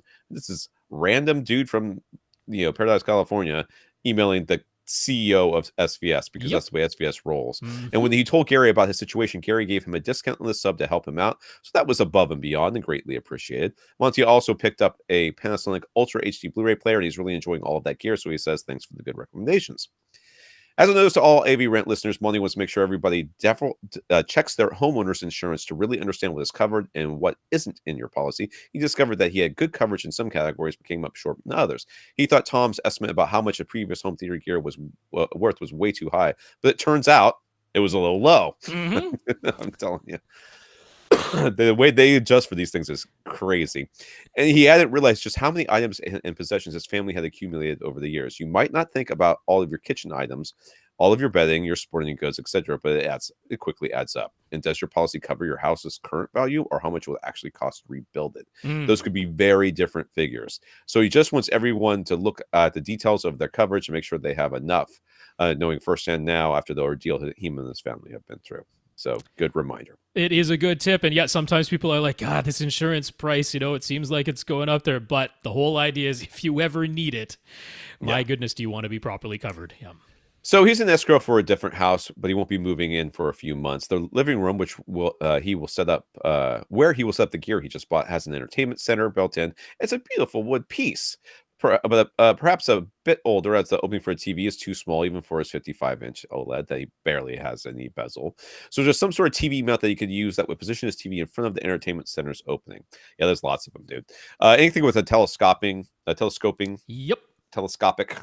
Yep. aspect to it would be fine. And I just point you over to Monoprice because Yeah, they that's have gonna be- one that extends a little over 1.5 feet. So I don't imagine this thing is more than 1.5 feet deep, or even if it is, you can put some plywood on the wall behind to bump that up. It's more than 1.5 feet. This thing extends out. It's under $50. Monoprice's full motion mount that does that, and OLEDs being as thin and light as they are. I mean, this thing says it can hold up to 136 pounds when fully extended. Right. So should be no problem with a 55-inch OLED. So that should do the trick for a very reasonable price. So the entertainment center has cabinet doors along the bottom and bookshelves on either side of the TV opening. There's a wider flat surface just on top of the lower cabinet door section. So that's where he's going to put a Sierra 2 speakers on either side of the TV. That means the rear ports will be firing into the bookshelves. Is there anything you should do to optimize the sound? I mean, you could put a little bit of absorption back there. I mean, Sure. as long as you're like 6 inches off of that, you're going to be kind of okay. I mean, But, even 3 or 4 inches is all well, you really need. I think 3 or 4 inches for me is fine if you're firing into like a wall, because Right. it's like open on all the sides. But you're going to be firing into like a Into a bookshelf cavity. bookshelf. It's almost like a little room it's firing into. So giving yourself a couple extra inches for that sound to get out. And then maybe putting just a tiny bit of absorption back, just like right behind it, I think would be fine. Yeah, if you put like some 2-inch thick insulation into the bookshelf cavity that's right behind the speaker there, maybe you put a little fabric over that to make it look pretty. Can I just make a strange suggestion and tear this piece of, you know what, out? Well, that could be coming up. That could be coming up. Because that's what I would do. I would get rid of this thing because it is an eyesore. But anyway, it will be a lot easier to position the cylinder sub if you can connect it wirelessly to the receiver. Which wireless kit do we recommend? Where there's the one from Outlaw, which is expensive but works really well. Yep. And then there's the whatever other one that you recommend. There's the one from Dayton, which normally goes Dayton. for $60 at Parts Express. It's actually on sale right now for $52.80. Wow. I'm totally fine recommending that one for subwoofers because those low fids, it's not going to be a problem. I mean, SVS also sells theirs, which, hey, Gary already gave you a deal on the sub. Who knows? Maybe he'll cut you a deal on their wireless kit as well. Yeah. For coming back and being a customer. But any of those, the Dayton, the Outlaw, or the SVS, all totally fine. The Dayton's the cheapest. So he says if he winds up having this living room long term, we'd like to have gear that suits it really well and specifically matches rather than modifying what's there a bit to work with the gear he already has. So what would be our long term plan if this ends up being his living room for the foreseeable future? So he's in escrow for this house. I mean, it's not going to not be his living room if he buys it. But I guess he's not sure if he's living there long term or they might end up moving again. End up moving again. Honestly, dude, I would just tear this whole thing out. I would take this entertainment center out. Yeah. Because I mean, I'm looking at that. I'm like, what do you do with that television opening? Because not only that, you're going to be covering doors either above or to the sides or below or all directions. So you're now at got best doors. You could raise the TV so it's covering those cabinets that are above the TV opening because the TV's going to be in front. I mean, I guess you could have a screen, projection screen, but this doesn't look like a light controlled living room. No, there's windows on the right side and you have those like regular old blinds in there. Yeah, I'm not seeing a super great solution with this entertainment center being present. I mean, I guess you could. Well, even if you try to modify it, what are you going to? You're going to take out the bookshelves that are on the left and right and modify what's in the middle. You might as well rip it out and put in a whole new one. Well, right? Okay. So yes, if it were me, and I don't know exactly. It looks like it goes from wall to wall, basically. Or like fireplace to wall. Yeah. Yeah. So I'm looking at this and I'm thinking to myself, you could take out the middle section because my parents had a custom set built for their 36-inch CRT 4x3 screen. Yeah. And it was a custom entertainment center. TV fit in there perfectly, like a 300-pound TV. It took like 3 dudes to get it up the stairs into their bonus room where it was. And what they did is they just cut off the top of it. They just cut the whole top of it off and threw it all out and then put their new flat screen on top. But yours is not a flat. It dips down for the TV. And so what you could do is cut, basically all the bookshelf area and out, and then you'd have to have somebody come in and basically make that one continuous piece of wood across the top. What you could do is the dip that's there, you can make that into where you put your center channel, or it could be a gear shelf, for gear that you want, and then take the doors off below it and then make that into a like you said, fabric or something that IR could go through, that sort of thing, and then just make this into one continuous. And then therefore that at that point afterwards, you could put shelves above it, just like on the wall. But it become more, I think, more contemporary and more a higher ability for people to look at this later on and say, okay, well, our TV will fit there as well. Right. Not like what you have now, which it's gonna look janky, dude. Yeah. It is I mean, that straight up space was gonna look clearly janky. built for the TV that's in there right That now. they built the TV. They put that Yeah. around the TV that they bought, which is Exactly. the most ludicrous idea, but people do it all the time. So Yeah. whatever. Yeah. I mean, would we change choices of speakers and stuff like that? I mean, it depends on what type of look you're going for, right? Right. I could easily point you to something like, we know he likes the Sierra 2s. Well, Sierra Lunas could be a perfect choice here because they're a little bit smaller and you can mount them, and you're not concerned about rear porting or anything like that. So, Right. Sierra But Lunas would be a fantastic we don't know choice. how long he's going to sit or how far away he's going to sit from this either. I mean, I this know. is, I don't know. But I mean, that'd be about it. Yeah. I don't see much reason to make large scale changes. You just go, if you're going to have something built in, I want to wall mount my speakers, but I like the CR2s. Well, Sierra Lunas are perfect for that. And I'd want a TV larger than 42 inches that's there right now. So we're going to have to modify that cabinet to work with the size of television you want. We can do Brandon real quick. Yes, we can. Brandon, imagine you've got a theater area open to the rest of the house. The designated theater area is 12 by 18, which is immaterial. What pair of subwoofers would you want for that scenario? No real limitations other than trying to keep it reasonable in terms of what we think would physically make sense for that size of theater area. Right. So we're not going to put, JTR captivators in a 12 by 18 area, even though we're trying to account for the whole size of the open space. We're dealing with a 12 by 18 area where the equipment is going to live. So what makes sense there? I like those new Power Sound Audio dual 18 inchers. Dual 18. They're only 2 foot by 3 foot by 2.5 foot. Yeah. Sounds reasonable to me. No, seriously, I would look for a in cases like this, I almost always am looking for as much output as I can get in as small a footprint as I can get. Sure. So I used to really like the I think it was LML Designs used to make the cap vertical one. Vertical one. Anything that's like more fridge. vertical. Yeah. So I would be looking for something like that from Power Sound Audio is what I would be looking for. Okay. And I would not be looking for 2. Oh, I know we always talk about 2, but in open concept rooms, I'm much more inclined to go towards 1 that I just place wherever I can, and then pray and hope that the base is as even as it can be at the theater positioning at the theater seat, and then I have a phase knob and then play with it. Well, I'm going to say SVS and a PC 4000. Because, that used to be the PC 13 Ultra, is now the PC 4000. It's their biggest cylinder, and it's a cylinder, so, it's only 16.5 inches diameter, smaller footprint, but taller. I like the cylinder form factor. It's covered in fabric. That's what I'd go for, PC 4000s. Right. Which has more output, the SVS SB 3000 or PC 2000?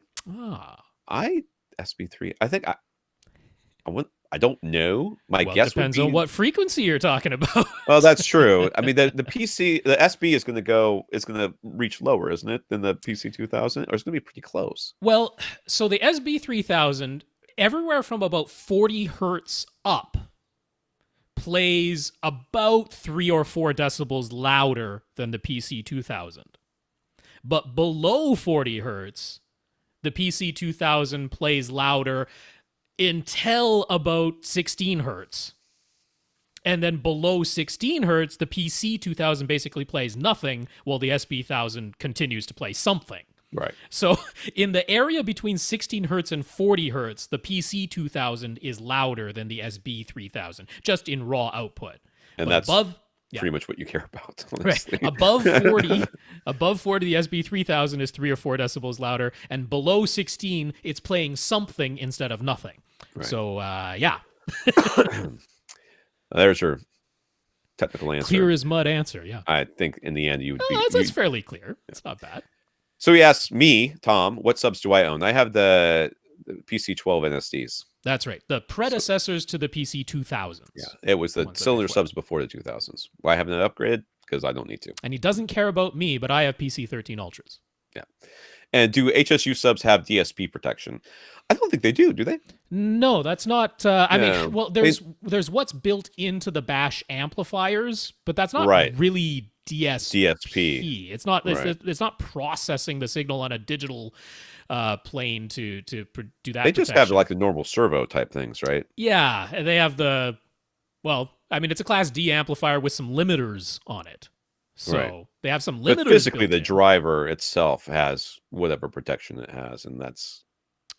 Yeah, they don't have the same DSP protection as like what SVS offers. They don't have the same servo as what Rhythmic offers, but they have limiters on their Class D Bash brand amplifiers. So they're still quite well protected in terms of being overdriven. It's not much of a concern on HSU subs at all. Yeah. All right, that's going to be it. We got one more question right. for next week. It's from who? From David F. David has a question in there, and we'll answer you next week. All right. I want to thank our listeners for the week. I want to thank Jacob for going to www.avrant.com and clicking on the Buy Us a Cup of Coffee link and leaving us a PayPal donation. And we also want to thank our 80 patrons over at patreon.com. Thank you, guys. Yes, Jacob, thank you very much for that donation via PayPal. And thanks so much to our 80 patrons over at patreon.com/AVRant Podcast, including Jeremy Porter. Thanks for, trying to help us out there when you were at Axpona. Sorry it's great that you're donating in another way. And we want to thank Monty for talking us up to just about every manufacturer we ever talk about on here. Accessories for Less, Ascend, SVS. And thank you, Christian, for offering to help us out with the audio. That's right. Monty and Christian, thank you very much for supporting the podcast in other ways. All right. For AV Rant, I'm Tom Andry. And I'm Rob H. Now go out and listen to something.